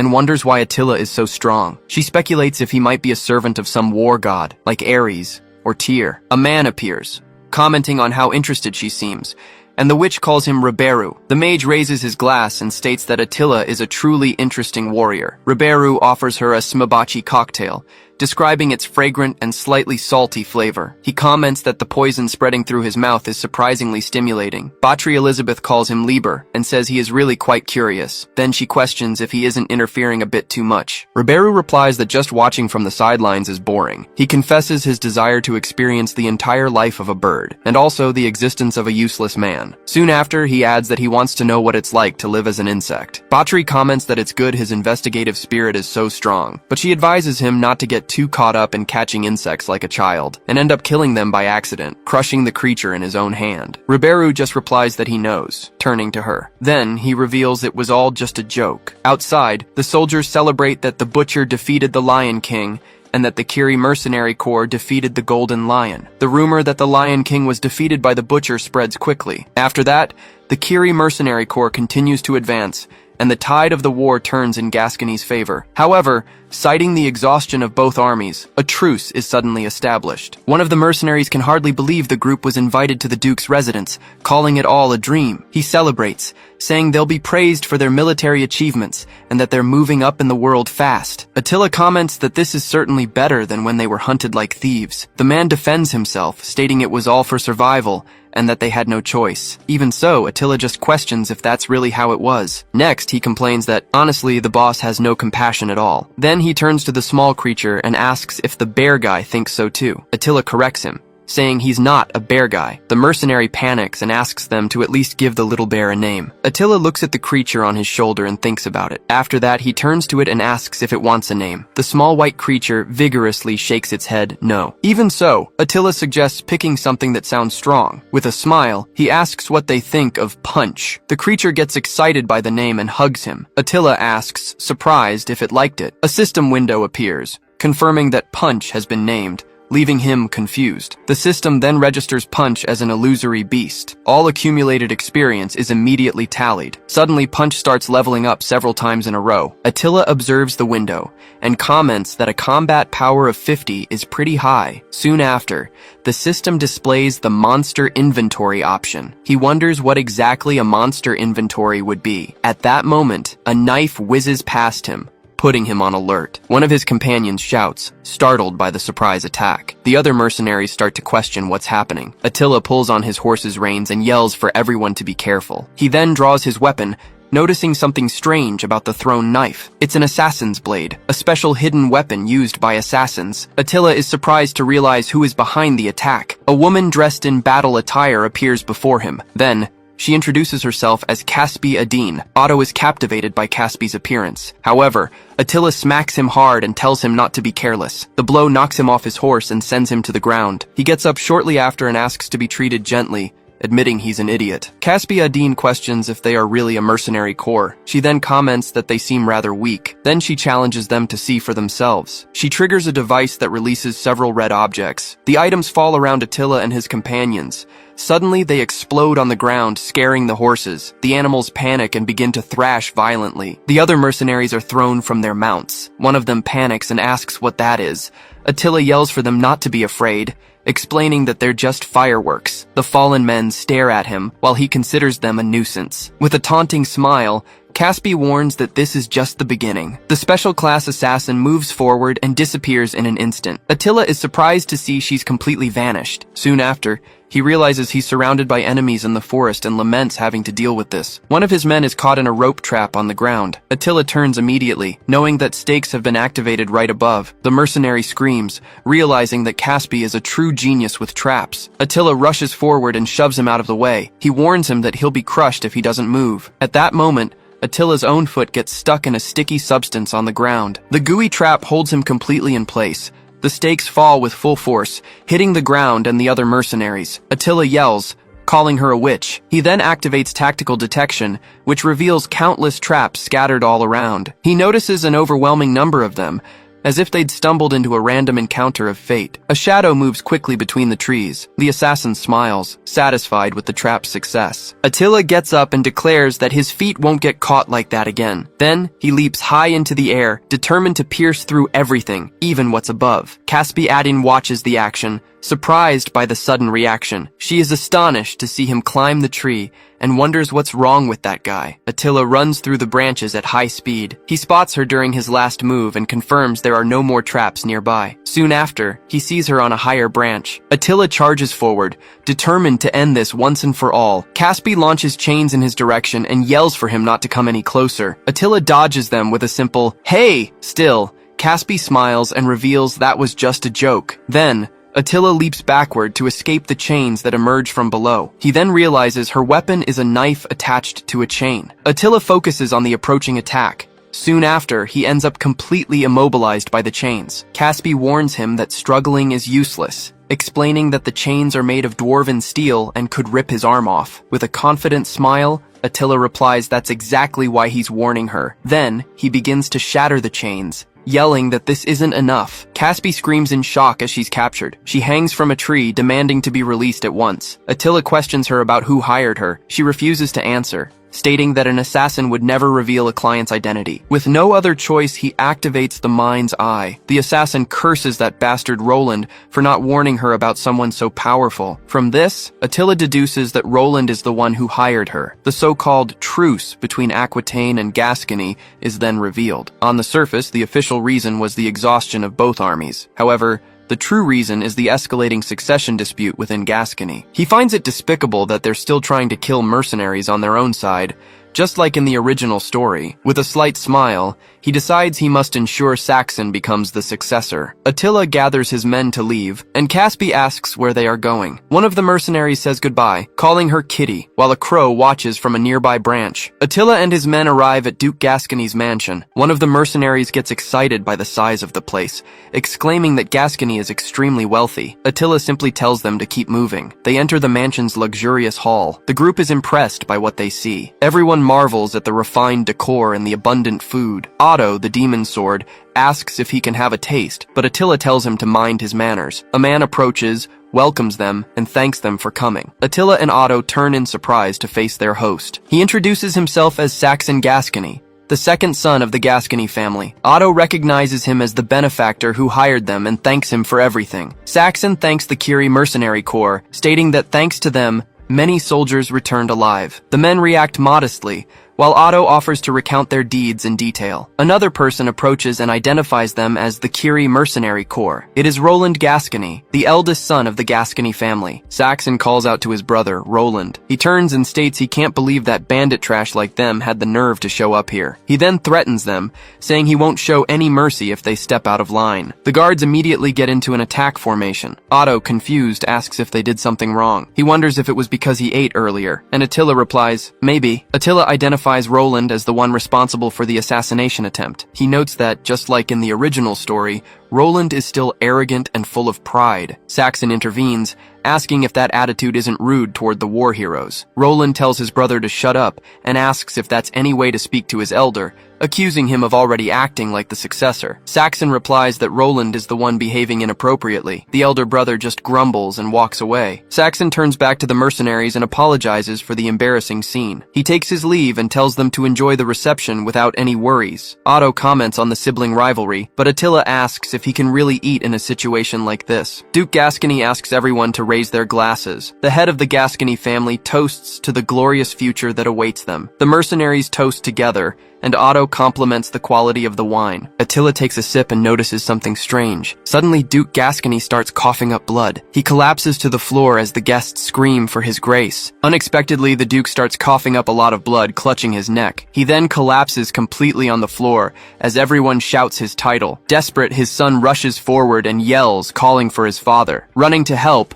a man kneels and checks the Duke's condition. With a shocked expression, he shouts to everyone that the Duke is dead. Upon hearing the news, all the guests in the hall are completely shocked. A short distance away, a young man watches the entire commotion with a serious look. Turning to the young man, Roland points at him as the one to blame for everything. Loudly, he shouts, accusing Zaxxon of murdering his father. Completely surprised, Zaxxon denies the accusation, saying he didn't do it. At that, the mansion guards move in and quickly surround the young man. Outraged, Zaxxon yells, asking Roland the meaning of all this. Gesturing to his soldiers, Roland accuses him of bringing bandits into the mansion. Refuting the accusation, he says he sees the scheme and that this is no time to argue. Roland insists, shouting that he's lying and attacked his father to become the heir. Pointing to his companions, Roland yells that Zaxxon used them in his plan. Amid the confusion, the other nobles watch everything with frightened expressions. Keeping his cool, Zaxxon faces his accuser, realizing he only has power. Roland then declares that if the assassination failed, the next step is execution. Analyzing the guards, Zaxxon understands that he is stronger than in the story. Completely surrounded, he and his group see the spears pointed in their direction. His men then prepare to fight back, ready for combat, but Zaxxon immediately shouts, ordering them not to interfere at all. He warns that if they attack, there will be no room for any explanation. Looking for a way out, he activates his special ability called Mind's Eye. Just then, an unexpected system window appears before him with an error message. The message states that the ability doesn't work on a target of unknown identity. He's confused, wondering what this unknown identity could be. Looking at his enemy, he wonders if that isn't Roland. Then he grinds his teeth, considering it might be a lookalike disguised as an assassin. Dismissing the idea of a disguise, he knows the scent would give him away. Pointing at the group, Roland orders the guards to finish them all. The soldiers then advance with their spears, preparing to attack the group. Shouting in desperation, one of his men asks what they should do. Without hesitation, he grabs a golden object that was on the table. Seeing the unexpected action, Roland just watches with a surprised expression. With a quick, strong movement, he hurls the object in his direction. Startled, the guards duck as the object flies past them. The projectile then hits Roland squarely, violently piercing through his chest. Creating a huge hole, the attack goes right through the middle of his chest. Completely shocked, his companions scream in disbelief at what just happened. Everyone in the hall panics, and a guard orders his immediate capture. Worried about the situation, his man calls him by his title, Chief. He then senses something in the air, a power his senses can't pick up. Even wounded, Roland smiles and says that this is unfair for a human. As his chest wound regenerates, chains begin to appear around him. Astonished, his men shout, not understanding what the hell that is. Understanding the situation, he realizes it can only be some kind of magic. Suddenly, various objects in the hall begin to levitate and fly through the air. As he's pushed back, he sees a strange feather floating in the middle of the chaos. That feather continues to float in the center of the hall, completely intact after the explosion. Changing scenes, a mysterious hand calmly holds a glass of wine. He is revealed to be the monarch of Del Bel's terrace, observing the conflict. With a smile, he comments that the situation is getting more and more interesting. Back at the mansion, an emergency mission screen appears for the protagonist. He then stares at the notification, surprised by what's appearing before him. His mission requires him to defeat the Crow Monarch for a reward. Coming from the sky, a massive attack strikes the building's structure with full force. Trying to shield themselves from the shockwave, the group endures the impact. Before the crowd, a sorcerer appears, displaying all of his great power. The narration explains that sorcerers are beings with power incomprehensible to humans.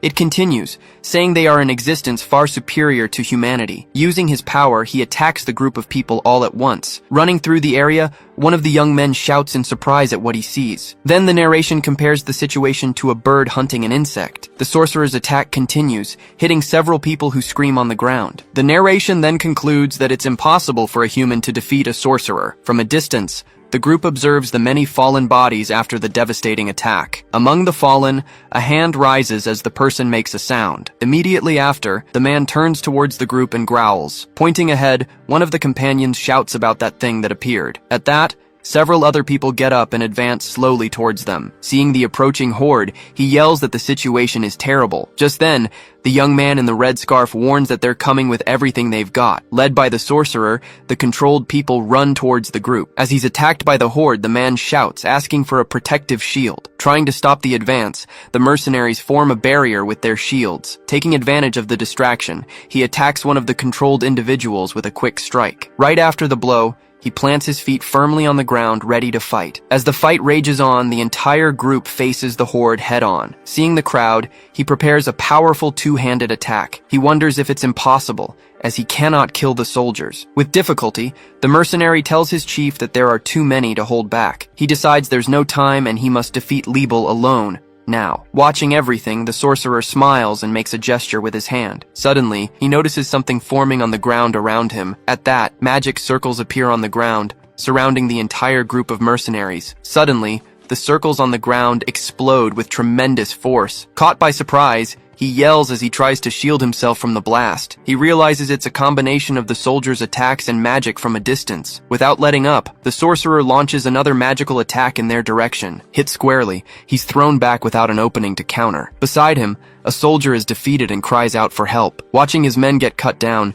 he wonders what he should do. Observing everything, the sorcerer just grumbles with an air of superiority. He then says he's starting to get bored with the situation. Preparing a new attack, he asks if it isn't time to end this. Seeing the power forming, one of the mercenaries shouts in complete terror. A gigantic spell appears in the sky, and he asks what that is. He just stares at the power forming above him, unable to react. The narration explains that this is the power of a sorcerer. Then the narration says he needs the Muhul sword to defend himself. Worried, he hears the small creature on his shoulder make a sound. He then yells for his companion, Punch, to get inside to protect himself. Right after, a system notification pops up right in front of him. Confirming the command, the creature responds and activates the monster inventory. He then calls for his companion, Punch, preparing for the fight. It's explained that Punch is a guardian beast capable of storing items. Activating the inventory, he yells for his sword, the mighty Muhyul. The small creature opens its mouth wide, ready to release the sword. Suddenly, the creature starts to choke, and he asks what's wrong. Without warning, the creature spits the sword out of its mouth. With a swift move, he finally wields his legendary sword, Mu Yul. Seeing the bizarre scene, the mercenaries are completely paralyzed with confusion. The sorcerer just smirks and asks what that was supposed to be. Now armed, he yells at the sorcerer to shut his mouth. He warns his opponent that his laughter won't last much longer. As he finishes speaking, he charges full speed toward his opponent. Seeing the attack, the sorcerer smiles and remarks that it's quite good. He then raises his hand and begins to gather his own power. Confidently, he declares he will show him the difference in their league. From above, an immense mass of power descends upon the battlefield. Seeing the wave coming, one of the men warns that the attack is on its way. The energy then surges rapidly toward everyone in the hall. Leaping over the tentacles, he prepares for an aerial counterattack. Wielding the sword with both hands, he prepares a devastating blow. With a vertical slash, he splits the enormous mass of power in half. The force of the impact throws the mercenaries far from the fight. Seeing his attack split apart, the sorcerer stares intently at the warrior. Pushed back by the shockwave, he struggles to stay on his feet. He explains that this is no ordinary sword, as it holds divine protection. He then reveals that his sword is actually an anti-magic weapon. Excited by this turn of events, the mercenaries shout their leader's name. He questions how his magic was broken by a warrior with no magical power. He then comments that the power of the eastern tribes is immense. With a smile on his face, the sorcerer says, "This is all very amusing." He then prepares a new spell and asks what he thinks of it. Ready to fight, the warrior calls for his companion Punch to advance with him. The sorcerer then launches several energy spheres in his direction. He defends himself with the sword, managing to block the incoming attacks. Finding the scene incredible, the sorcerer praises his opponent's skill. While cutting through the magic, he yells that it hurts, and the attacks won't stop. It's then explained that to stop the magic, the circle must be destroyed. Finding nothing nearby, he realizes there is no magic circle. Confused, he wonders how this is possible without a large circle. From above,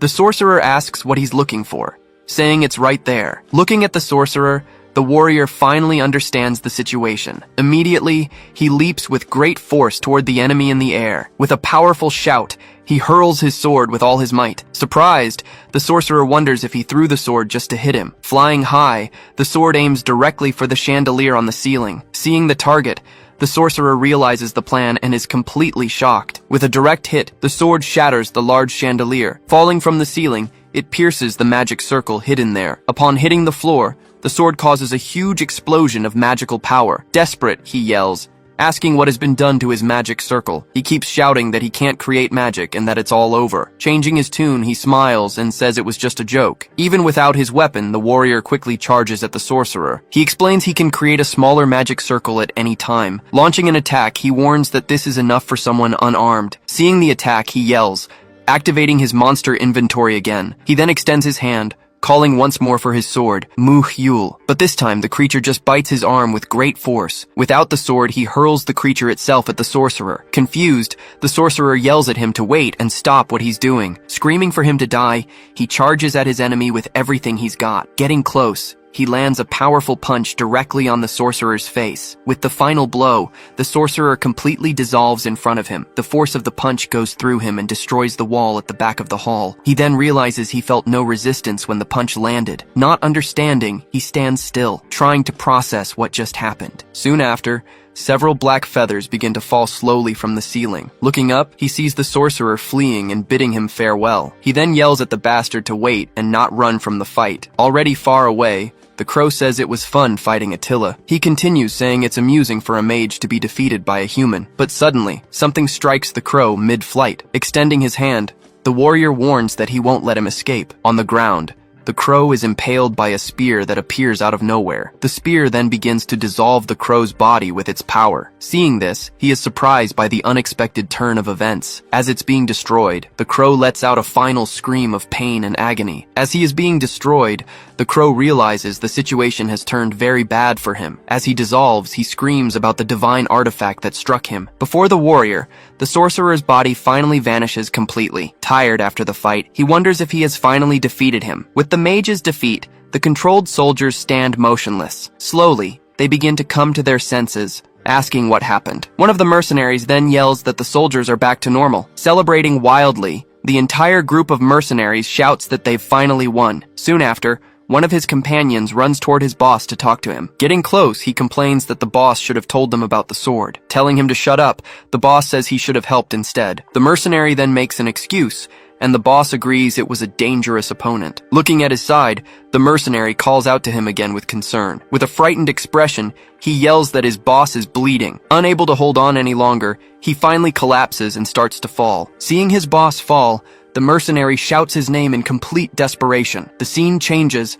and the sorcerer reappears elsewhere, saying it was fun. Speaking to a woman, he says that if Batory hadn't saved him, he would have died. Using her magic on him, she replies that she didn't exactly save him. She then explains that she is only regenerating a part of his body. As she speaks, she holds a fragment of his soul in her hands to continue the process. Asking her not to be so cold, he reminds her that they are almost one and the same. With a smile, he asks if she was mad that he tried to kill Attila. Just staring back at him, she lets out a grunt of complete disapproval. Denying she's angry, she listens as he insists that she is. She then admits she is, but says she also feels very grateful. Explaining why, she says that Attila proved himself capable of wielding Muhyul. Furthermore, she says that his defeat at Attila's hands made her certain. Without a word, he watches her with a look of utter confusion. Revealing her plan, she says that Attila will rule the world with much bloodshed, and she concludes by saying he is the berserker who will fulfill their dream. Being licked in the face, he grumbles as he slowly wakes up in bed. Annoyed by the situation,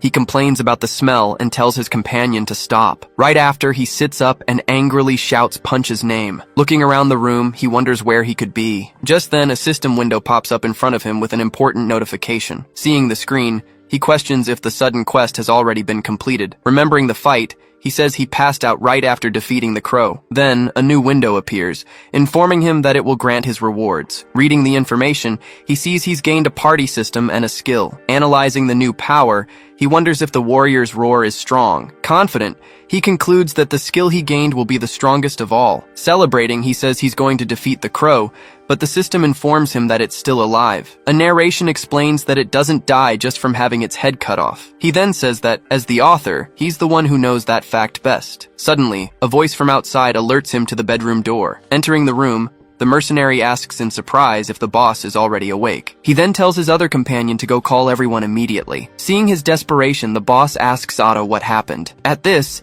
he replies that he was very worried about the whole situation. Arriving shortly after, the other mercenaries ask if the boss is okay. Celebrating, they say the boss has come back to life, but he tells them he never died. Shortly after, evidence regarding the murder of Duke Gascony was discovered. With this, the true mastermind, Laurent, was finally arrested for his treason. Saxon then officially became the new Duke of the Gascony territory. Over at the bar, the mercenaries celebrate and toast with their reward money. Toasting with his boss, he comments that the fight is finally over. Agreeing, he says that Gascony can now finally rest in peace. Curious, the mercenary asks the boss about his plans for the future. Just then, Saxon arrives at the bar and formally calls for Lord Attila. He asks if his body is feeling better now, saying he's fine. He thanks Saxon for letting him rest. Saxon then announces that he's brought the items he had promised them. Seeing the treasure chest, he says he's been looking forward to this. Finding it unfair, a mercenary complains that the boss can't take everything for himself. Looking at his companions, he prepares to give a good response. He then says that they're just being greedy. Laughing at the situation, Saxon reveals the chest contains the deed to the territory. Confused by the revelation, they ask what territory he's talking about. He then confirms he will deliver it all directly to Sir Otto. Unable to believe what he's hearing, Otto asks if the gift is really for him. Pointing to his friend, he confirms that the territory is now all his. Extremely excited, Otto asks if he can become a noble again. With the deed in his hands, he celebrates, shouting that he's escaped poverty. Everyone then toasts together, shouting, "Long live the new lord." Shortly after, they also toast, shouting, "Long live Lord Attila." After the party ends, the night is quiet outside the tavern. The next day, he sets off alone on his horse toward the city. Hearing his companion grumble, he says he has no other choice now. He thinks that from now on, he will fight enemies with magical power. He concludes that leaving Otto and the others behind was the right decision. With a serious face, he prepares for the new journey ahead, saying, "Let's go." He begins to ride down the road alone. After riding for a bit, he turns around upon hearing a noise from behind. Right behind him, Otto follows, shouting for him to wait. Surprised, he just stares as his friend quickly approaches on the path. Riding with a smile, Otto keeps laughing as he gets closer and closer. Raising his hand, Otto shouts with all his might that he's coming along. Looking back, he just watches Otto approaching on his horse. Annoyed, he asks if Otto is still drunk from yesterday's party. Denying it, Otto says he used to leave everything to his subordinates when he was a noble. He then proudly says there's no problem if he isn't there. Losing his patience, he says their contract is over, and he doesn't need to follow him. Pausing, Otto says that in the beginning, he hated his boss. Confused by what he hears, he asks what he just said, but Otto explains that no matter what, he always protected everyone. He continues, saying he gave status and territory to former bandits. He finishes by saying he now wants to see more of the world with him. Hearing the speech, he just thinks his friend has really gone crazy. Next, he sees Otto holding a rein and asks what it is. The small creature on his shoulder also wonders what he's doing. Tired of the situation, he just sighs and continues his journey down the road. Seeing his friend go on, he says he can do whatever he wants. With a very happy face, Otto shouts that he finally got what he wanted. He then asks the boss what their next destination will be. Leaving Gascony, they ride together with Otto shouting right behind him. The narration explains that he now travels with a knight and a bear. Across the fields, Otto shouts, asking him to at least say where they're going. Changing scenes, the story focuses on the residence of the Lord of Aquitaine. Standing at the door, the guards hear a voice asking them to wait a minute. Inside, a knight questions the idea of bringing an assassin there. In disbelief, he slams the table and says it's impossible. He then shouts in anger, saying that man killed his companion, Ruach. Seated, the leader says that Attila defeated him, and his strength is undeniable. He continues, explaining that Attila would be very useful as a new ally. Even so, the knight shouts that he cannot accept that decision at all. At this, the leader announces he will bring him in after defeating him in combat. He then reveals that with Attila, he can become even stronger. Shocked by the revelation, the knight just stares at his leader without a word. Shifting to the forest, Night falls as their journey continues. Hidden in the bushes, a mysterious eye watches the two of them intently. As they eat by the campfire, a giant snake attacks and Otto screams. Without even stopping his meal, he easily grabs the creature by the neck. Right after, he throws the creature far away without any difficulty. Worried, Otto asks if they can't take a safer route. He replies that they're going to defeat a mage, so safety doesn't matter. Otto then asks if the Crow Lord is really alive, and he confirms it. Extending his hand, he asks Punch to bring him the Muhyul sword. At that, the small creature helps him roast the snake over the fire. Suddenly, the Muhyul sword begins to react with an intense power. Sensing the sword's reaction, he leaps up, startling Otto, and the system detects the observer's magical energy. In response, the sword shoots a beam of light that startles Otto. He then explains that Muhyul has memorized the energy and decided its fate. Turning suddenly, he startles Otto, who asks what just happened. He then shows that the piece of meat on the stick is burnt. With the burnt meat in hand, Otto complains that his food is completely ruined. Sitting by the campfire, they continue eating peacefully in the middle of the forest. Now calmer, Otto eats a new piece of meat without any trouble. Beside him, his boss and the mascot also continue with their dinner. Unbeknownst to them, a huge creature watches everything from behind the trees. Baring its teeth, the giant wolf stares intently at the two of them. Shortly after, a pack of wolves runs towards the campfire. Seeing the pack approach, Otto screams in fear at the threat. He finds it strange, as wolves shouldn't have left the forest. Just then, a system window appears with a mission to defeat the pack. With the mission, he gets a vision of the sorcerer behind it all. Realizing it's a setup, he wonders what the mage is plotting now. At his side, Otto unsheathes his sword, ready for battle. Wielding his weapon, he prepares to face the approaching threat. Seeing his friend frozen, he calls out and tells him to get ready. Then, he warns that the attack is coming, and tells Otto to take one down. He then gives a slight smile, confident in his plan for the fight. Desperate, Otto shouts that there's no way he can face the monster. Telling him to stop complaining, he says that Otto will be fine. Next, the party system pops up, asking if he wants to form a party. He then tells Otto to do his best and try to survive. Charging first, Otto attacks one of the wolves with a powerful strike. After the attack, he pauses for a moment, breathless from the effort of combat. Defending against the attack, Otto manages to stop the wolf's advance with his sword. Right after, he exchanges a few more direct blows with the beast. He then realizes he's actually managing to fight and wonders if he's strong. Dodging the attack, he throws himself to the side to avoid being caught. Then he lets out a powerful cry and prepares for a counterattack. Charging at the creature, he finally lands a fatal blow to its chest. Taking the hit, the wolf is thrown back and falls, defeated. After his victory, he gives a confident smile at the outcome of the fight. He tells himself he's overcome difficult situations and decides to go help his boss. Meanwhile, his boss defeats a wolf just by stepping on it. Without wasting a moment, he grabs another wolf and swings it around to attack the others. With a powerful move, he hurls the creature into the rest of the pack. While fighting the wolves,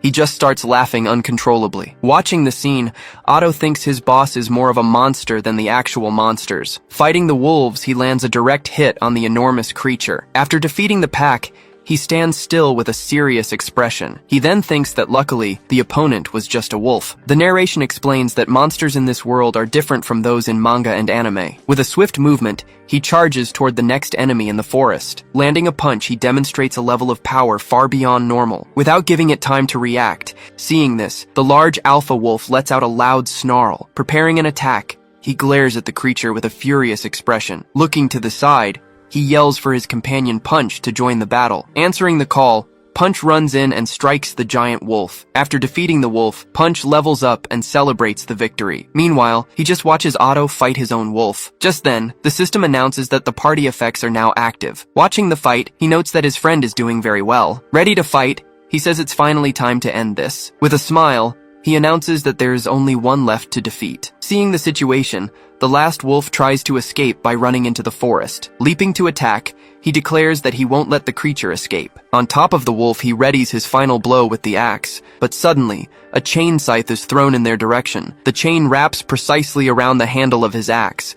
His axe is yanked away, and the wolf manages to escape. The force of the impact throws Otto far away, and he screams in surprise. Now holding the chain, he wonders if Caspi has finally shown up. Looking into the forest, he remains thoughtful about who the enemy could be. As the chain retracts into the woods, he praises his opponent's good intuition. Shortly after, the chain begins to be pulled back in. Quickly, he wraps the chain around his arm to stop it from getting away. From the woods, A voice warns that they'll kill him without him ever knowing their name. Holding the chain tightly, he says that as for their name, he reveals he already knows, calling him Sabah of the Chain Scythe. Stepping out of the shadows, Sabah is seen holding his weapon in the middle of the forest. Hidden in the bushes, he glares at his target with a serious expression. Holding the chain, he stands still, waiting for the enemy's next move. He then identifies him as Saba, one of the 7 master assassins. Suddenly, Saba swiftly throws another chain weapon at him. The attack strikes the axe on the ground head-on. With a quick punch,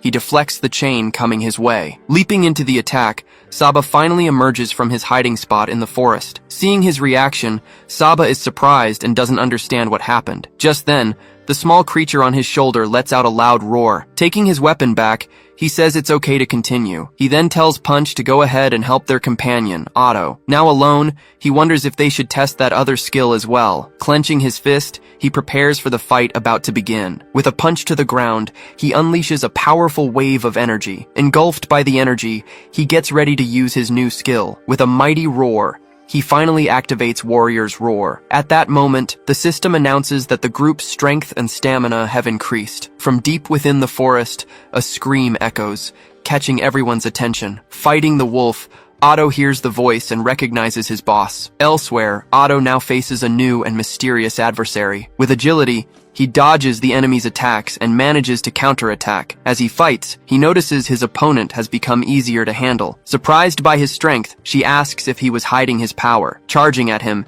she unleashes a swift strike in his direction. With an agile move, she dodges underneath him and throws him off balance. Jumping on his back, she immobilizes him with a precise blow. With her dagger to his neck, she warns him that this is the end. Suddenly, Punch appears and charges full speed at the enemy. With a quick movement, she retreats far from her opponent. Then, Otto approaches Punch with a smile on his face, ready to help. Watching from a distance, she just stares at the group standing still in the middle of the forest. She then thinks to herself that they are strong, just as her master had said. Elsewhere, he fights Saba using his chain scythe. With a powerful blow, Saba hurls his weapon at his opponent, but with agility, he dodges the attack, using his own weapon to defend himself. While dodging, he continues to carefully analyze the enemy's movements. Using his chain, Saba launches an attack that sends several clones flying. After the attack, he pauses for a moment to catch his breath from the battle. Facing each other, the two stare one another down before the next move. He then asks if the master is worried about his apprentice in her fight. Without answering,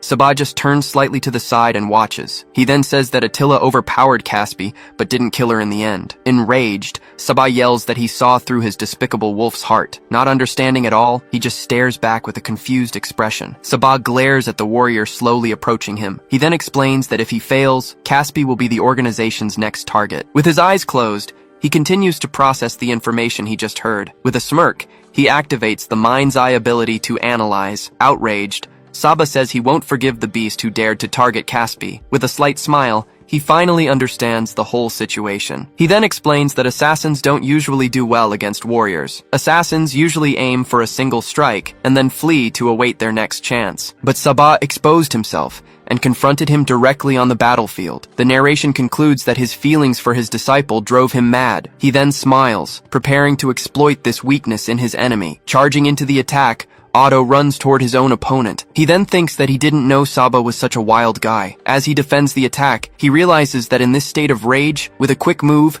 he grabs Saba's hand and disarms him. Immediately after, he forcefully throws him high into the air. He then concludes that he can win easily if he's careful about that. Fallen on the ground, Saba pulls himself together and prepares for his next move. Leaping backward, he throws his chain to create some distance, but suddenly, he appears right behind Saba, catching him by surprise. Startled, Saba wonders how he got there so fast. With a quick blow, he unleashes an attack that Saba manages to dodge. Without losing momentum, he keeps advancing, closing the distance between them. Annoyed, Saba wonders why he's always one step ahead. With a kick, he hits Saba's weapon, sending it flying. Hit. Saba is thrown backward by the force of the powerful impact. Just then, his axe begins to react with the weapon's chain. Seeing the attack, Saba realizes he read all his moves. On the ground, he plants a hand to keep from falling completely. Lying on the ground, Saba decides he needs to use his last resort now. With a determined expression, he announces that he has no choice but to use it. Then,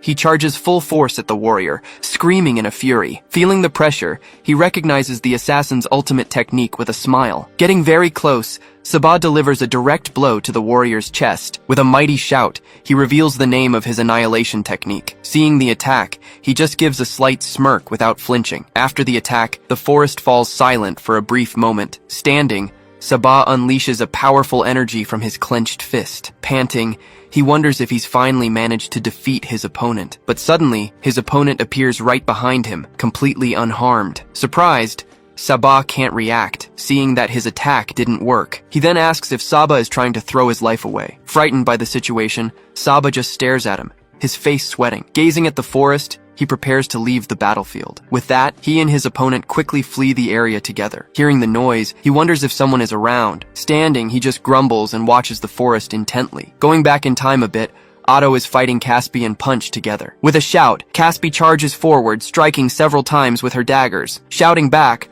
Otto manages to defend against all the incoming attacks. Seeing his strength, Caspi wonders why things turned out this way. While fighting, Caspi hears a strange noise coming from the forest behind her. Seeing an opening, Otto yells that now is the time to attack. Leaping towards her, he delivers a powerful blow with his sword. Annoyed, she curses as she tries to defend against his surprise attack. Suddenly, Saba appears in front of her and takes the hit in her place. In a defensive stance, Otto barely manages to block Saba's attack. Watching the scene, Caspi is surprised by what just happened. Running to her master, she calls out to him, worried about his condition. Not understanding, she just watches him with a surprised look on her face. Calling out to her, Saba prepares to give his final instructions. He then says that for a while, she must go with those people. With no other choice, Caspi simply agrees to her master's order. Watching his apprentice, Saba remains silent for a brief moment. Then, he turns and begins to walk slowly away from the area. As he moves away, Saba bids farewell to his apprentice with a final gesture. Fading into the shadows,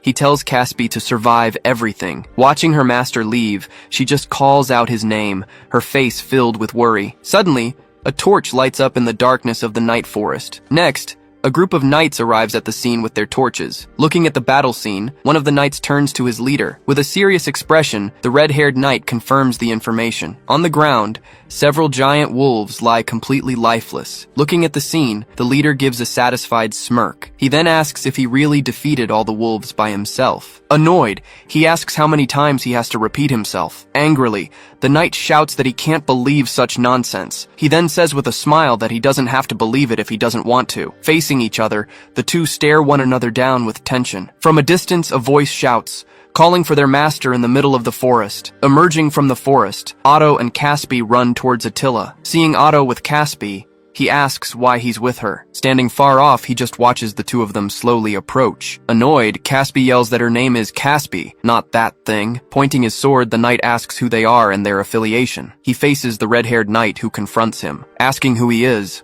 Attila glares at him with a disdainful expression. At that, the other knights shout at him to know his place. He then recognizes Arno, the son of Margrave Heinrich Stefan. Stepping forward, Otto introduces himself as the Baron of Beltran. The knights wonder if he's the war hero Otto, but one of them comments that he looks more like a common bandit. Arno then says that if he is Otto, he must have the seal. Pointing his sword, he prepares to confront the group. He then warns that they will not escape the crime of impersonating heroes. Running towards the group, a knight calls out for Lord Arno. Getting closer, he says he has an important report to deliver. He then whispers the information in Arno's ear, making him serious. Hearing the report, Arno's expression changes, and he becomes worried. With that, he informs the group that the situation is an emergency. Challenging Otto, he demands he prove his strength if it's really him. From a distance, Otto and Caspi watch the situation with serious expressions. Perched on his shoulder, the small creature glares at everyone with great anger. Pointing his sword, he calls him a killer and challenges him as well.